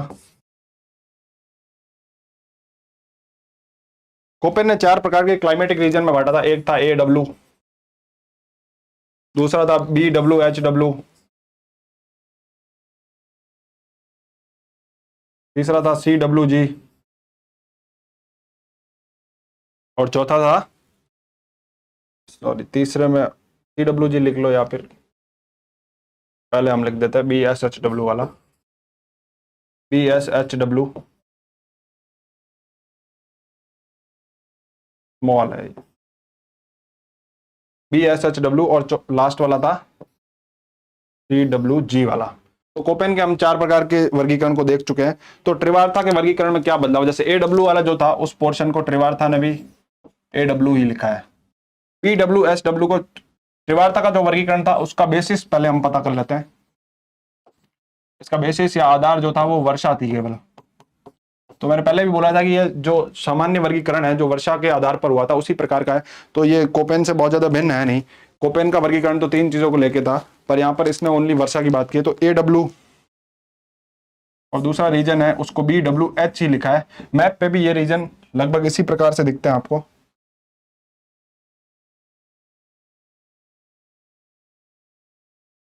और चौथा था CWG को इसने काऊ कर दिया है, CAW।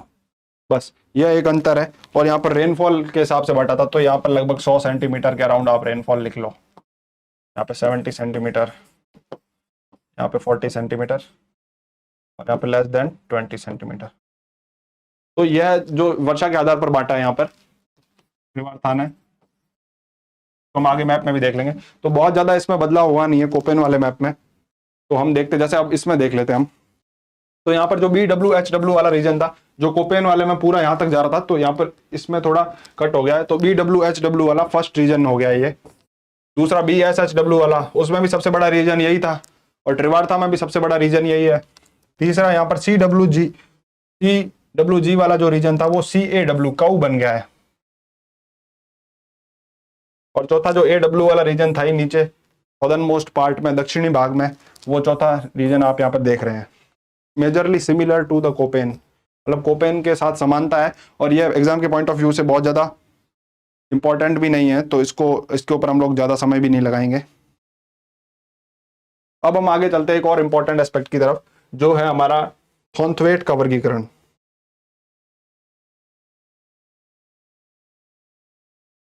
थॉर्नथवेट का वर्गीकरण की बात करने से पहले हमें कुछ चीजें देखनी पड़ेगी। थॉर्नथवेट के वर्गीकरण का सबसे पहले हम आधार देखेंगे। आधार या बेसिस क्या है थॉर्नथवेट के वर्गीकरण का, क्लाइमेट क्लासिफिकेशन का।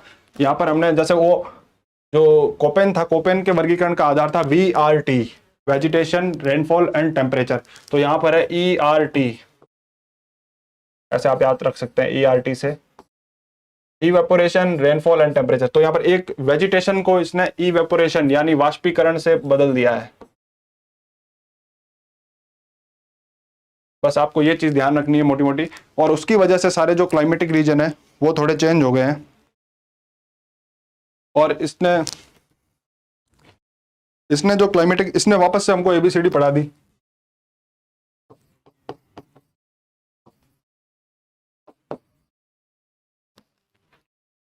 तो हमको जो थॉर्नथवेट ने जो ABCD पढ़ाई है उसके अनुसार ये है ABCD।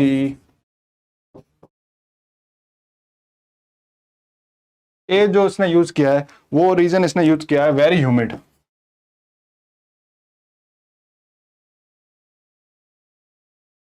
बी यूज किया इसने ह्यूमिड के लिए। सी यूज किया इसने सब ह्यूमिड। डी प्रकार का इसने यूज किया है सेमी एरिड। और ई यूज किया है एरिड के लिए। अब ये एरिड हो गया, शुष्क, शुष्क हो गया, तो ये आधा शुष्क यानी अर्ध शुष्क हो गया। सब ह्यूमिड, उपाद्र, ह्यूमिड यानी आर्द्र, और वेरी ह्यूमिड यानी अति आर्द्र। तो अब आपको ये चीज एक ध्यान रखनी है, जैसा कि अब कोपेन वगैरह का हम देख रहे थे तो उसके अंदर क्या था कि ह्यूमिड वाला पार्ट भी था, वेरी ह्यूमिड वाला पार्ट भी था। बट जो थॉर्नथवेट का वर्गीकरण है उसमें एक चीज यहाँ पर आपको ध्यान रखनी है कि इसमें जो पहले ए और बी टाइप की जलवायु राजस्थान में पाई नहीं जाती।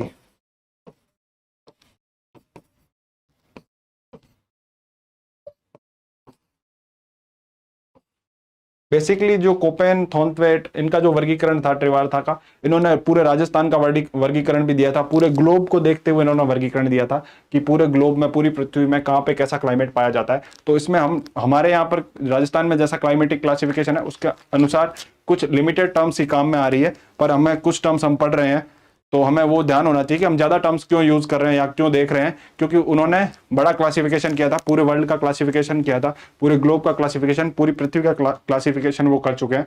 तो यहाँ पर ये 2 प्रकार का तो हमसे कोई लेना देना नहीं है। हमें ध्यान रखना है ये 3 लेटर्स का जो थॉर्नथवेट के क्लासिफिकेशन में हमारे काम आएंगे, सी, डी एंड ई। सी का मतलब है सब ह्यूमिड, डी का मतलब है सेमी एरिड और ई का मतलब है एरिड। अब हम देख सकते हैं पीछे वाली स्लाइड पर, पीछे वाली स्लाइड में इसने हमने देख लिया कि ERT के हिसाब से 4 प्रकार का वर्गीकरण था। अब इसमें 2 लेटर आपको और देखने को मिल रहे हैं, जैसे कि B डैश, A डैश। अब ये क्या चीज है भाई, इसको हम देख लेते हैं। जैसे A डैश जो है उसका मतलब है मेगा थर्मल, तो यह टेम्परेचर को यहाँ पे डिनोट करने के लिए है, और B डैश जो है वो है मीजोथर्मल,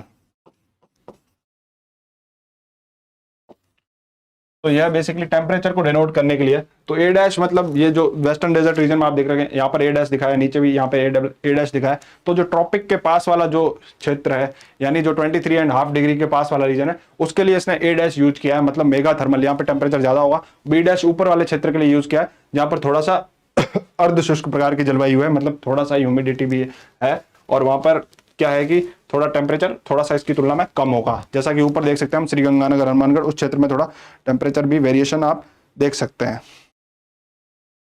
अब हम इस क्षेत्र को पढ़ते हैं तो हम सबसे पहले एक एक करके इसको देखते हैं। जैसा सबसे पहला जो पार्ट है वो उष्ण कटिबंधीय मरुस्थलीय जलवायु।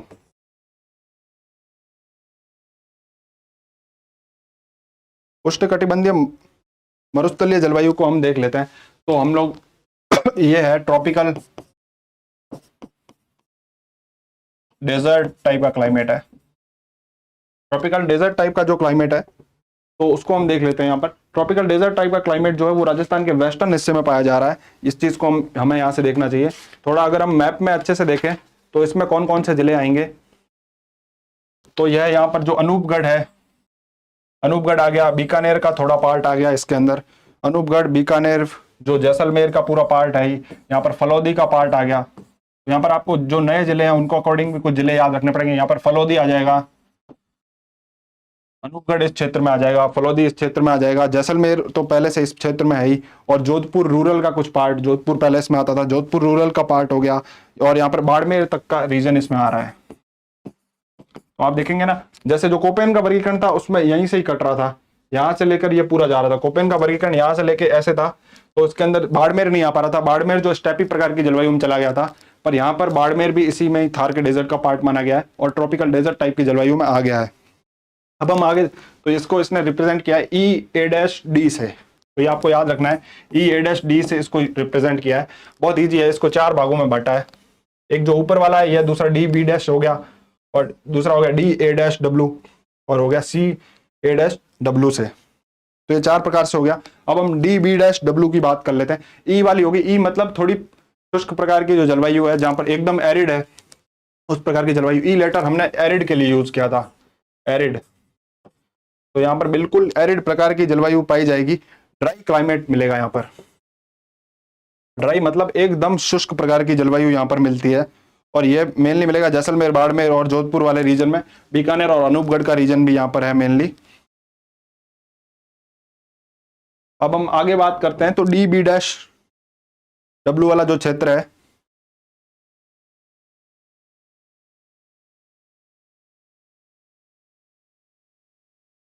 DB-W वाला जो क्षेत्र है, तो यह क्षेत्र आएगा एरिड सेमी एरिड वाले क्षेत्र में।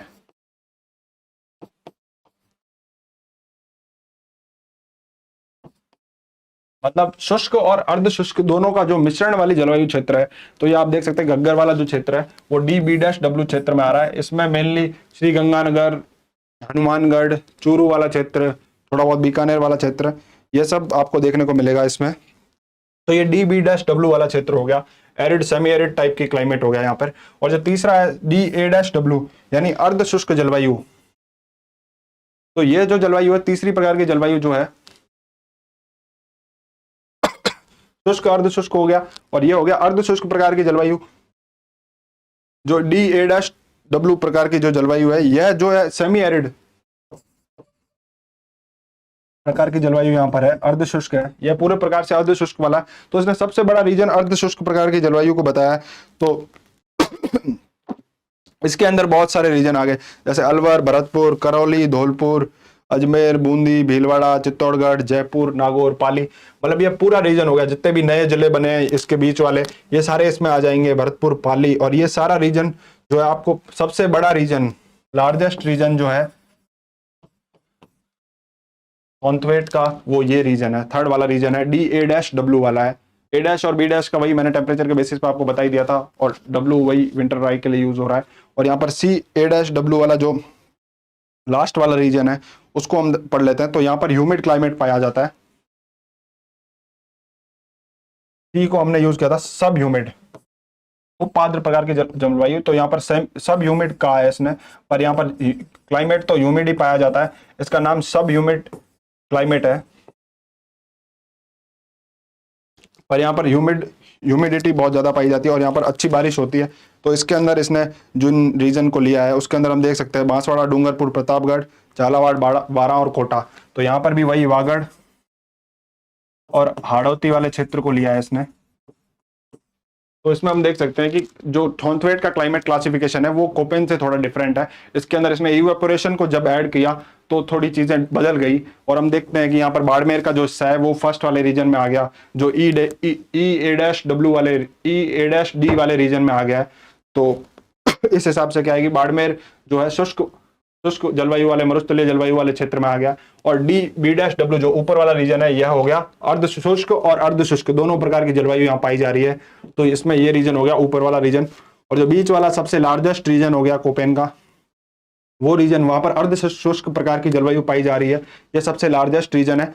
और जो लास्ट वाला रीजन है CA-W वाला, जो नीचे वाला रीजन है, यहाँ पर उपाद्र प्रकार की जलवायु पाई जा रही है कोपेन इसके थॉर्नथवेट के अनुसार। तो यह बेसिकली डिफरेंस था इनके बीच। आगे हम देख रहे हैं कि भाई रेनफॉल, राजस्थान में रेनफॉल का क्या सिस्टम है। तो रेनफॉल को हम लोग देखेंगे मेनली, जैसे रेनफॉल को हम देखते हैं कि भाई राजस्थान में वर्षा कैसे हो रही है, कैसे वर्षा डिफरेंस हो रहा है, वर्षा का डिफरेंस कैसे राजस्थान में चेंज हो रहा है। तो उसको हम देखें तो बेसिकली यहाँ पर ये जो लाइनें बनी हुई है इनको कहते हैं समवर्षा रेखा।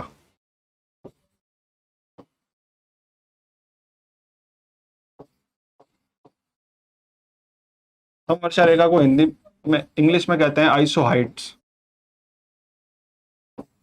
तो जो आइसोहाइट्स है, आइसोहाइट्स या समवर्षा रेखा क्या होती है? समवर्षा रेखा वो होती है जो समान वर्षा वाले जो बिंदु है उनको मिला के जो रेखा बनती है मैप के ऊपर, उसको कहते हैं समवर्षा रेखा। जो फिजिकली जो समान वर्षा वाले जो क्षेत्र है उसको अगर हम लोग मैप पे अंकित करेंगे तो यहाँ पर राजस्थान में समवर्षा रेखाएं अलग अलग बनाई हुई है। जैसे हम ये ऊपर वाली रेखा देखें तो यह है 10 सेंटीमीटर की रेखा, यहाँ पे सेंटीमीटर नहीं लिखा है, 10 सेंटीमीटर की समवर्षा रेखा है। तो इस क्षेत्र में 10 सेंटीमीटर तक की वर्षा होती है मैक्सिमम, और यहाँ पर 20 सेंटीमीटर की समवर्षा रेखा है। तो यह 20 सेंटीमीटर समवर्षा वाला क्षेत्र हो गया। और जैसे जैसे हम इधर बढ़ते जाएंगे तो वर्षा बढ़ती जाएगी, आपको ये प्रतीत होगा। जैसे यह बीच में होगी 30 सेंटीमीटर की वर्षा, और यहाँ पर एक बीच में ये 40 सेंटीमीटर की समवर्षा रेखा, इसको हम थोड़ा बोल्ड में खींचेंगे। यह जो वर्षा की रेखा है 40 सेंटीमीटर समवर्षा रेखा। तो यहाँ पर एक फैक्ट लिखा है कि जो 40 सेंटीमीटर की समवर्षा रेखा है ये राजस्थान को 2 समान भागों में विभाजित करती है। 2 समान मतलब 2 इक्वल पार्ट्स। ये अरावली नहीं है, ये अरावली से थोड़ा सा ऊपर वाला हिस्सा है जहां पर 40 सेंटीमीटर वाली वर्षा रेखा चलती है। तो यह राजस्थान को लगभग 2 बराबर भागों में बांटती है। जैसा आप देख सकते हैं, यहाँ पर हाथ रख दें तो ये नीचे वाला हिस्सा और ऊपर वाला हिस्सा लगभग एरिया वाइज इक्वल होगा। तो 40 सेंटीमीटर जो आइसो हाइट है ये राजस्थान को 2 इक्वल भाग में डिवाइड कर रही है। आगे हम बात करते हैं 50 सेंटीमीटर आइसो हाइट, यह अरावली के लगभग पैरेलल चलती है।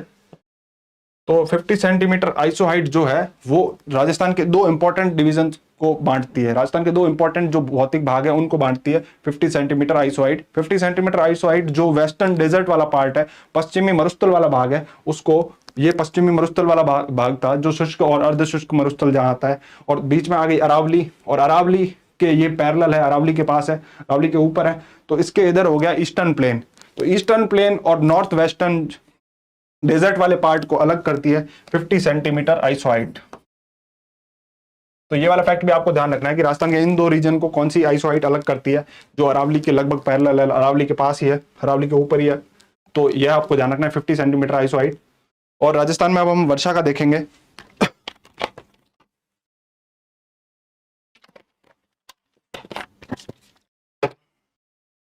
अगर वर्षा की बात करें तो हम राजस्थान में अभी तक देखते आए हैं कि वर्षा राजस्थान में इधर से इधर जा रहे हैं तो वर्षा बढ़ रही है, और जैसे जैसे हम नीचे की तरफ बढ़ रहे हैं तो आर्द्र वाला क्षेत्र बढ़ रहा है। तो और ये आइसो हाइट भी हम देख रहे हैं 10 centimetre, 20 centimetre, 30 centimetre, 40 centimetre, 50 centimetre, 60, 70, 80, 90, मतलब ऐसे। तो जैसे जैसे हम इस डायरेक्शन में ऐसे नीचे बढ़ते जाएंगे तो वर्षा बढ़ती जाएगी। तो नीचे की तरफ यहाँ आर्द्र वाला क्षेत्र आएगा, यहाँ पर मैक्सिमम वर्षा होती है और इस एरिया में मिनिमम वर्षा होती है। तो ऐसे वर्षा कम होगी। वैसा का वैसा हम यहाँ से आता है साउथ वेस्टर्न मानसून। तो मानसून यहाँ से एंटर करता है तो सबसे पहले यहाँ पर ज्यादा वर्षा होती है अरावली के पास में, इस क्षेत्र में, और ये अरावली के पैरेलल है, इसलिए अरावली इस मानसून को इधर नहीं जाने देती। इसलिए राजस्थान के मरुस्थलीकरण का कारण सबसे बड़ा एक अरावली है। तो अरावली के इधर वर्षा नहीं जा पाती, जो मानसूनी जो पवनें हैं वो इधर नहीं जा पाती, इसके पैरेलल इधर से निकल जाती है, तो यहाँ पर अच्छी वर्षा होती है राजस्थान के सदर्न एरिया में। तो अब हम बात करें कि भाई वर्षा जो है वो कैसे राजस्थान में चेंज हो रही है। तो यहाँ पर ये बना है, यहाँ पर 100 सेंटीमीटर वर्षा होती है और यहाँ पर 10 सेंटीमीटर वर्षा होती है।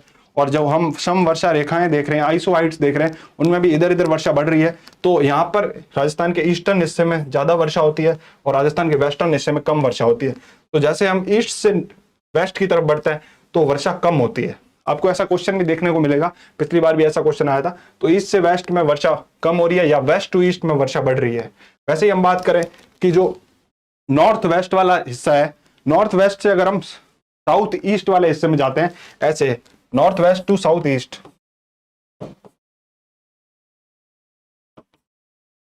जो उत्तर पश्चिम से अगर हम दक्षिण पूर्व की तरफ जाते हैं तो यहां पर भी वर्षा बढ़ेगी। राजस्थान के नीचे वाले हिस्से में वर्षा बढ़ेगी। तो हमको इन फैक्ट्स का ध्यान रखना है वर्षा के क्वेश्चन को सॉल्व करने में।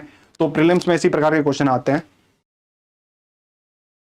आगे हम चलते हैं। तो हमने यहाँ पर आपके लिए कुछ इंपॉर्टेंट क्वेश्चन रखे हैं जो प्रीवियस एग्जाम में आ चुके हैं, जिसको हम सॉल्व करेंगे और देखेंगे कि आप प्रश्न को सॉल्व कर पा रहे हैं कि नहीं और आपकी अंडरस्टैंडिंग कैसी है।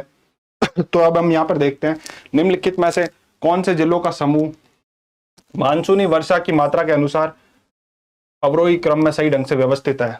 मतलब आपको देखना है अवरोही क्रम मतलब उल्टा क्रम, मतलब सबसे ज्यादा वाला सबसे पहले और सबसे कम वाला सबसे बाद में। ठीक है, तो मैक्सिमम टू मिनिमम हमको इनको जचाना है कि भाई सबसे ज्यादा वर्षा वाला सबसे पहले और सबसे कम वर्षा वाला सबसे बाद में, इस हिसाब से हमें इसे जचाना है। तो इस क्रम में हम इसको जचाएंगे।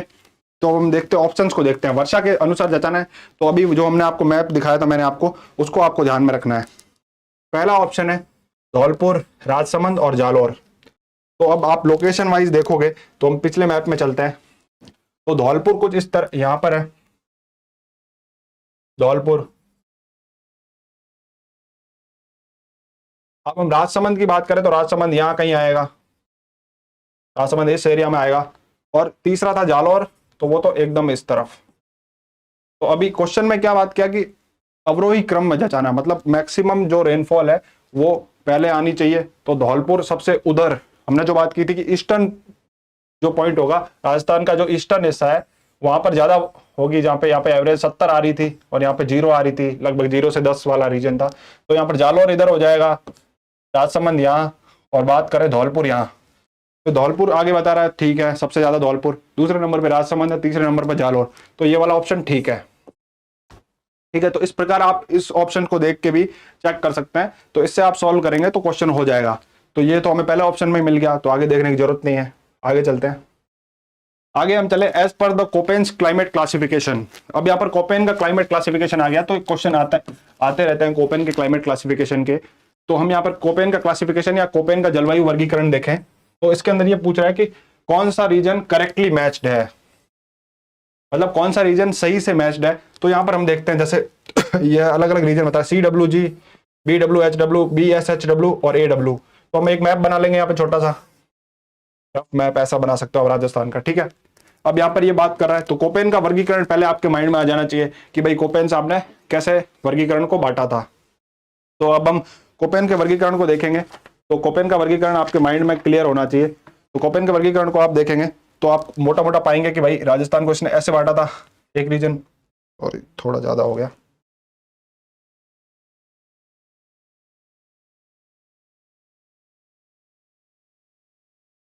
एक ऐसे, दूसरा रीजन इसका ऐसे था,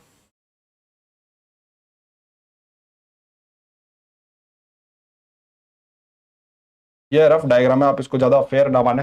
दूसरा ये था, तीसरा इसका रीजन यूं और यूं, इस प्रकार से कुछ था, ठीक है। तो कोपेन का क्लाइमेट क्लासिफिकेशन ऐसा था। तो इसके अंदर हमने एक देखा था BWH और स्मॉल w यहाँ पर था, और ये BSHW वाला रीजन, ये बीच वाला रीजन था। तो B हमने यूज किया था एरिड प्रकार के क्लाइमेट के लिए, और यहाँ पे इसको W और S दो भाग में तोड़ दिया था। तो W वाला हो गया एकदम एरिड, और S वाला जो हो गया था वो हो गया था स्टेपी प्रकार के जलवायु के लिए। और यहाँ पर CWG इधर यूज किया था और AW इधर यूज किया था।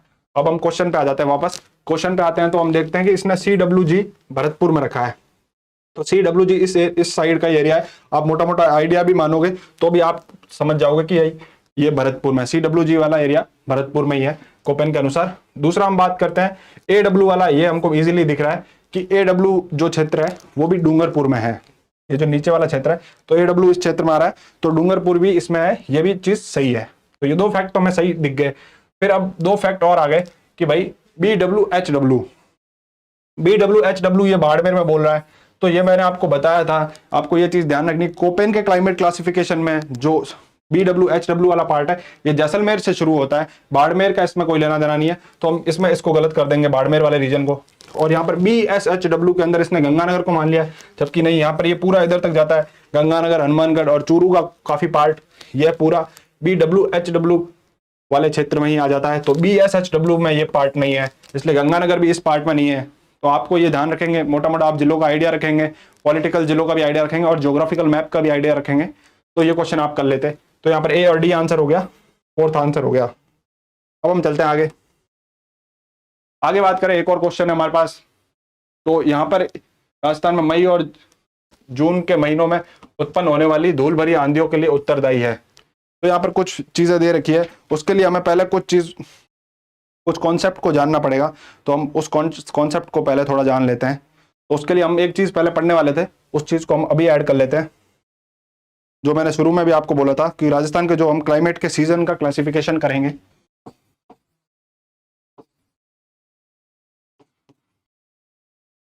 क्लाइमेट के सीजन्स कि जलवायु के अलग अलग सीजन्स राजस्थान में कौन कौन से हैं। तो आपको बेसिकली ये पता ही है, समर सीजन होता है एक, ग्रीष्म ऋतु होती है, दूसरा होता है रेनी जिसमें बारिश होती है, जो मॉनसूनी सीजन भी कहा जाता है, तीसरा होता है ऑटम या पतझड़ वाला सीजन, और चौथा होता है विंटर। तो चार प्रकार के सीजन होते हैं हमारे। तो चार सीजन हम यहाँ पे देख रहे हैं। तो जो समर सीजन है वो बेसिकली मार्च से लेकर जून तक का है, और रेनी सीजन जो है वो कब तक है, जून से लेकर, रेनी सीजन को हम सितंबर तक देखते हैं, और सितंबर, अक्टूबर, नवंबर, ये वाला जो रीजन है वो वाला आ जाता है ऑटम वाले में, सितंबर से नवंबर में। और दिसंबर में यहाँ पर कड़ाके की ठंड पड़ती है, तो दिसंबर से ठंड वाला रीजन स्टार्ट होके फरवरी तक का जो रीजन है, फरवरी तक का जो समय है वो आ जाएगा इस वाले क्षेत्र में, विंटर वाले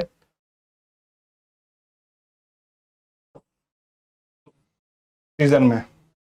तो हम इसको मोटा मोटा वापस देख लेते हैं। जो समर सीजन है वो मार्च से लेकर जून तक का है, रेनी सीजन जून से लेकर सितंबर तक का है, और ऑटम सीजन जो है वो अक्टूबर से नवंबर तक का है, और विंटर सीजन जो है वो है दिसंबर से फरवरी तक का। और जो समर सीजन में अब यहाँ पर कुछ घटनाएं भी होती है, जिस घटनाओं पर वो क्वेश्चन भी था, जिसको हम थोड़ा समझ लेते हैं। तो समर सीजन के अंदर कुछ घटनाएं होती है, जैसे समर के अंदर हम बात करें तो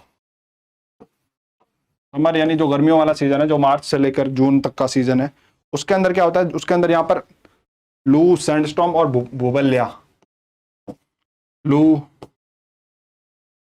सैंडस्टॉर्म यानी धूल भरी आंधियां हैं, ये हमारी देसी भाषा में कहा जाए, और भूबल्या, ये क्या भला है भाई, इसको कहते हैं सैंड साइक्लोन, ठीक है। और ये धूल भरी आंधी,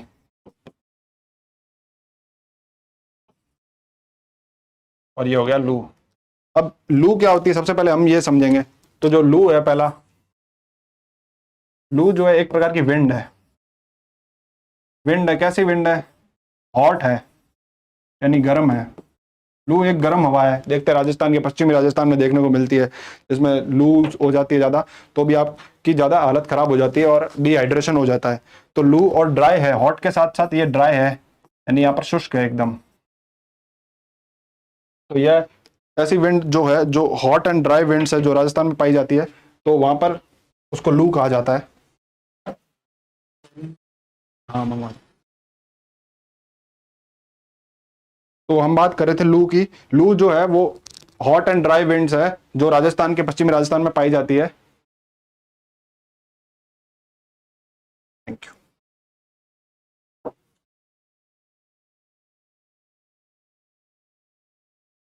तो हम बात कर रहे थे लू की। लू जो है वो हॉट एंड ड्राई विंड्स है, यानी गर्म और शुष्क हवाएं हैं, जो पश्चिमी राजस्थान में चलती है गर्मी के समय में। यहाँ पर ग्रीष्म ऋतु की बात चल रही है, तो ग्रीष्म ऋतु में मैक्सिमम बाड़मेर वाला एरिया इस लू से प्रभावित होगा। और लू का कारण क्या है, यहाँ पर कारण की बात करें तो कारण है एडवेक्शन। अब ये एडवेक्शन क्या होता है, एडवेक्शन है एक flow of wind. Advection flow of wind क्या होता है, एडवेक्शन को हिंदी में कहते हैं अभिवहन।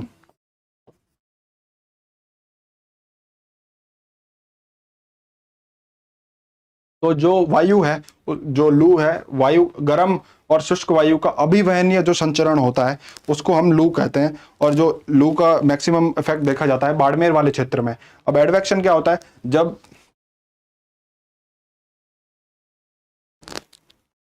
जब एडवेक्शन फ्लो बोलते हैं, एडवेक्शन का मतलब होता है हॉरिजॉन्टल या क्षितिज। तो जब वायु ऐसे सीधी सीधी आगे बढ़ती जाएगी और वो गर्म और ड्राई वायु होगी, तो उसको लू कहेंगे हम। अब हम आगे फटाफट दूसरी टर्म्स देख लेते हैं। तो लू के साथ अगर दूसरी देखी जाए तो हमने बात की थी sand storm.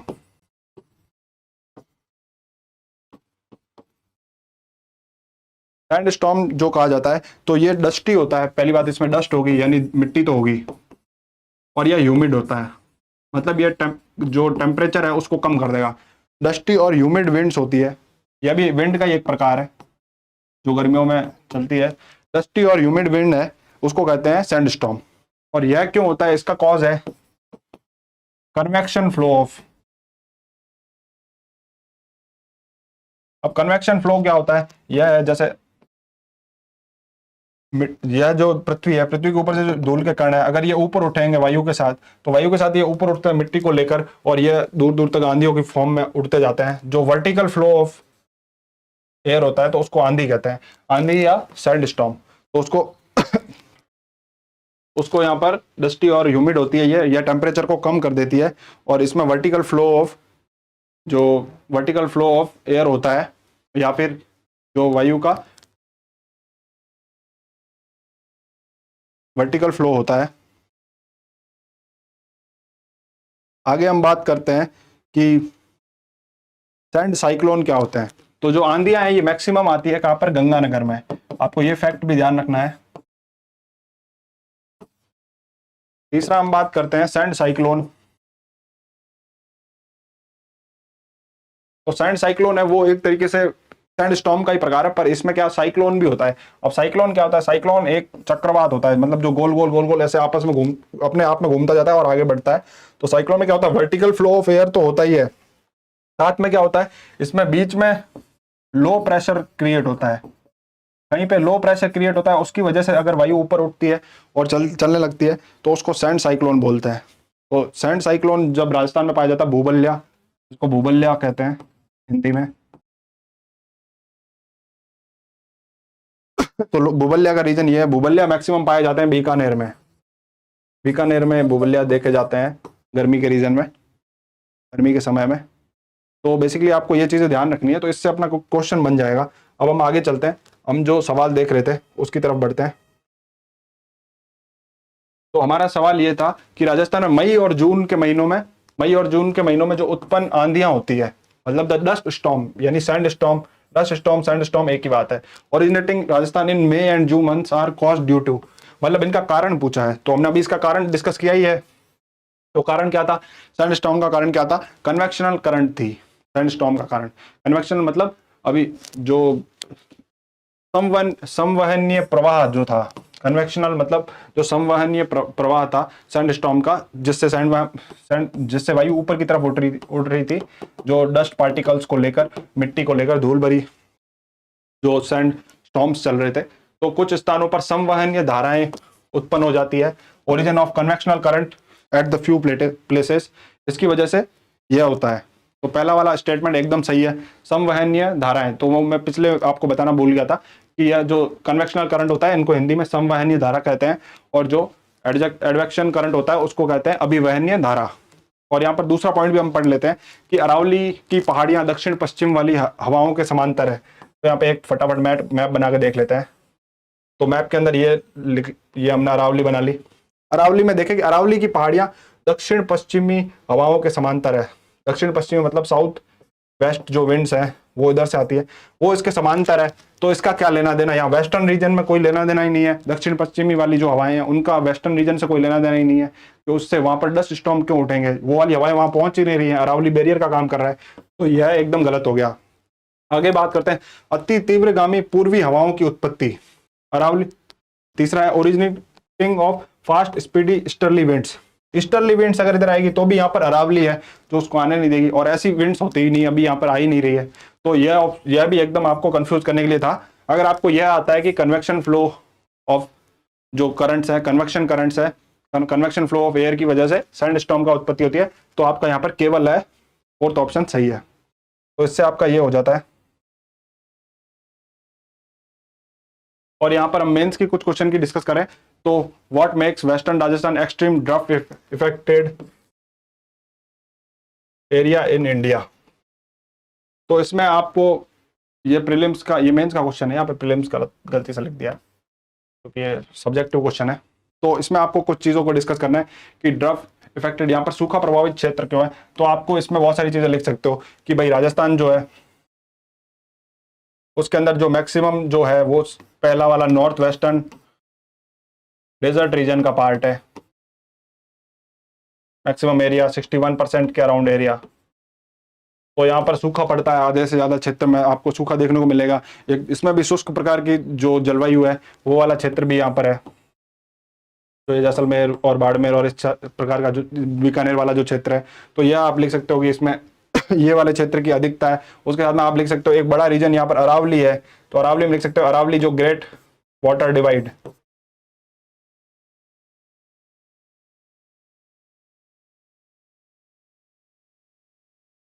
Aravalli great water divide का काम करती है, जिसकी वजह से जो साउथ वेस्टर्न मॉनसूनी विंड्स है, जो दक्षिण पश्चिमी मॉनसूनी विंड्स है, वो अरावली के पैरेलल निकल जाती है और इस डायरेक्शन में नहीं आ पाती, जो उत्तरी और उत्तरी पश्चिमी क्षेत्र है वहां नहीं आ पाती।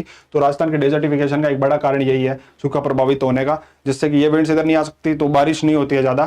तो ये लिख सकते हैं। बट अब क्लाइमेट चेंज हो रहा है तो आने वाले समय में और अलग प्रकार के क्वेश्चन आपको देखने को मिलेंगे। और राजस्थान के इस एरिया में ज़्यादा नदियाँ भी नहीं है, यहाँ पर एक लूनी नदी नीचे देखने को मिलती है और ऊपर आपको देखने को मिलती है यहाँ पर घग्गर नदी जो गंगानगर और उधर बहती है। और IJNP ने हालांकि कई हद तक सूखे को कम करने की कोशिश की है, बट अभी इसकी और ज़रूरत है इस परियोजना को आगे बढ़ाने की। और देखते हैं हम आगे इसमें ये पॉइंट्स लिखे जा सकते हैं और फ्यूचर में होते हैं, देखते हैं कि और कुछ नई परियोजना आए तो सूखा वगैरह इससे राजस्थान को निजात मिल सकती है। पर अभी तो इसके रीज़न में ये लिखा जाएगा, आप इसको इस प्रकार से डील कर सकते हैं इस क्वेश्चन को। तो हमने यहाँ पे प्री का और मेन का दोनों क्वेश्चन डिस्कस कर लिया और बड़ा बड़ा सब कुछ डिस्कस हो गया है। तो इसी के साथ जो क्लाइमेट क्लासिफिकेशन और ये सब हम देख चुके हैं। क्लाइमेट का अर्थ हमने देखा इसमें, फिर हमने पढ़ा क्लाइमेट का, राजस्थान का क्लाइमेट कैसा है, सब ट्रॉपिकल प्रकार का क्लाइमेट है। इसके बाद में हमने पढ़ा कि राजस्थान के क्लाइमेट क्लासिफिकेशन के बारे में। तो जो क्लाइमेट का क्लासिफिकेशन था उसमें हमने देखा कि जो जनरल क्लासिफिकेशन है वो देखा 5 प्रकार का। फिर हमने इंडिविजुअल क्लाइमेट क्लासिफिकेशन देखा जिसमें हमने कोपेन का क्लासिफिकेशन देखा जिसमें 4 प्रकार का क्लासिफिकेशन देखा। फिर हमने देखा कोपेन के बाद में ट्रिवार था, उसका भी 4 प्रकार का क्लाइमेट क्लासिफिकेशन, इनके अलग अलग बेसिस देखे।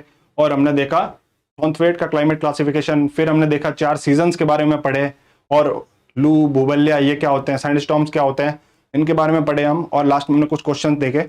इसी के साथ इस चैप्टर को हम करते हैं वाइंड अप। इसी के साथ आपके सारे क्वेश्चन जो भी क्लाइमेट चैप्टर के हैं वो लगभग बन जाएंगे। और अगर कोई प्रॉब्लम आती है तो आप मैसेज कर सकते हैं, और हम इसको और अच्छे से किया हुआ ही है। और आगे हम अगले चैप्टर में आपसे मिलते हैं, जो अगला चैप्टर हम करेंगे नेक्स्ट वीडियो के लिए। तब तक के लिए धन्यवाद।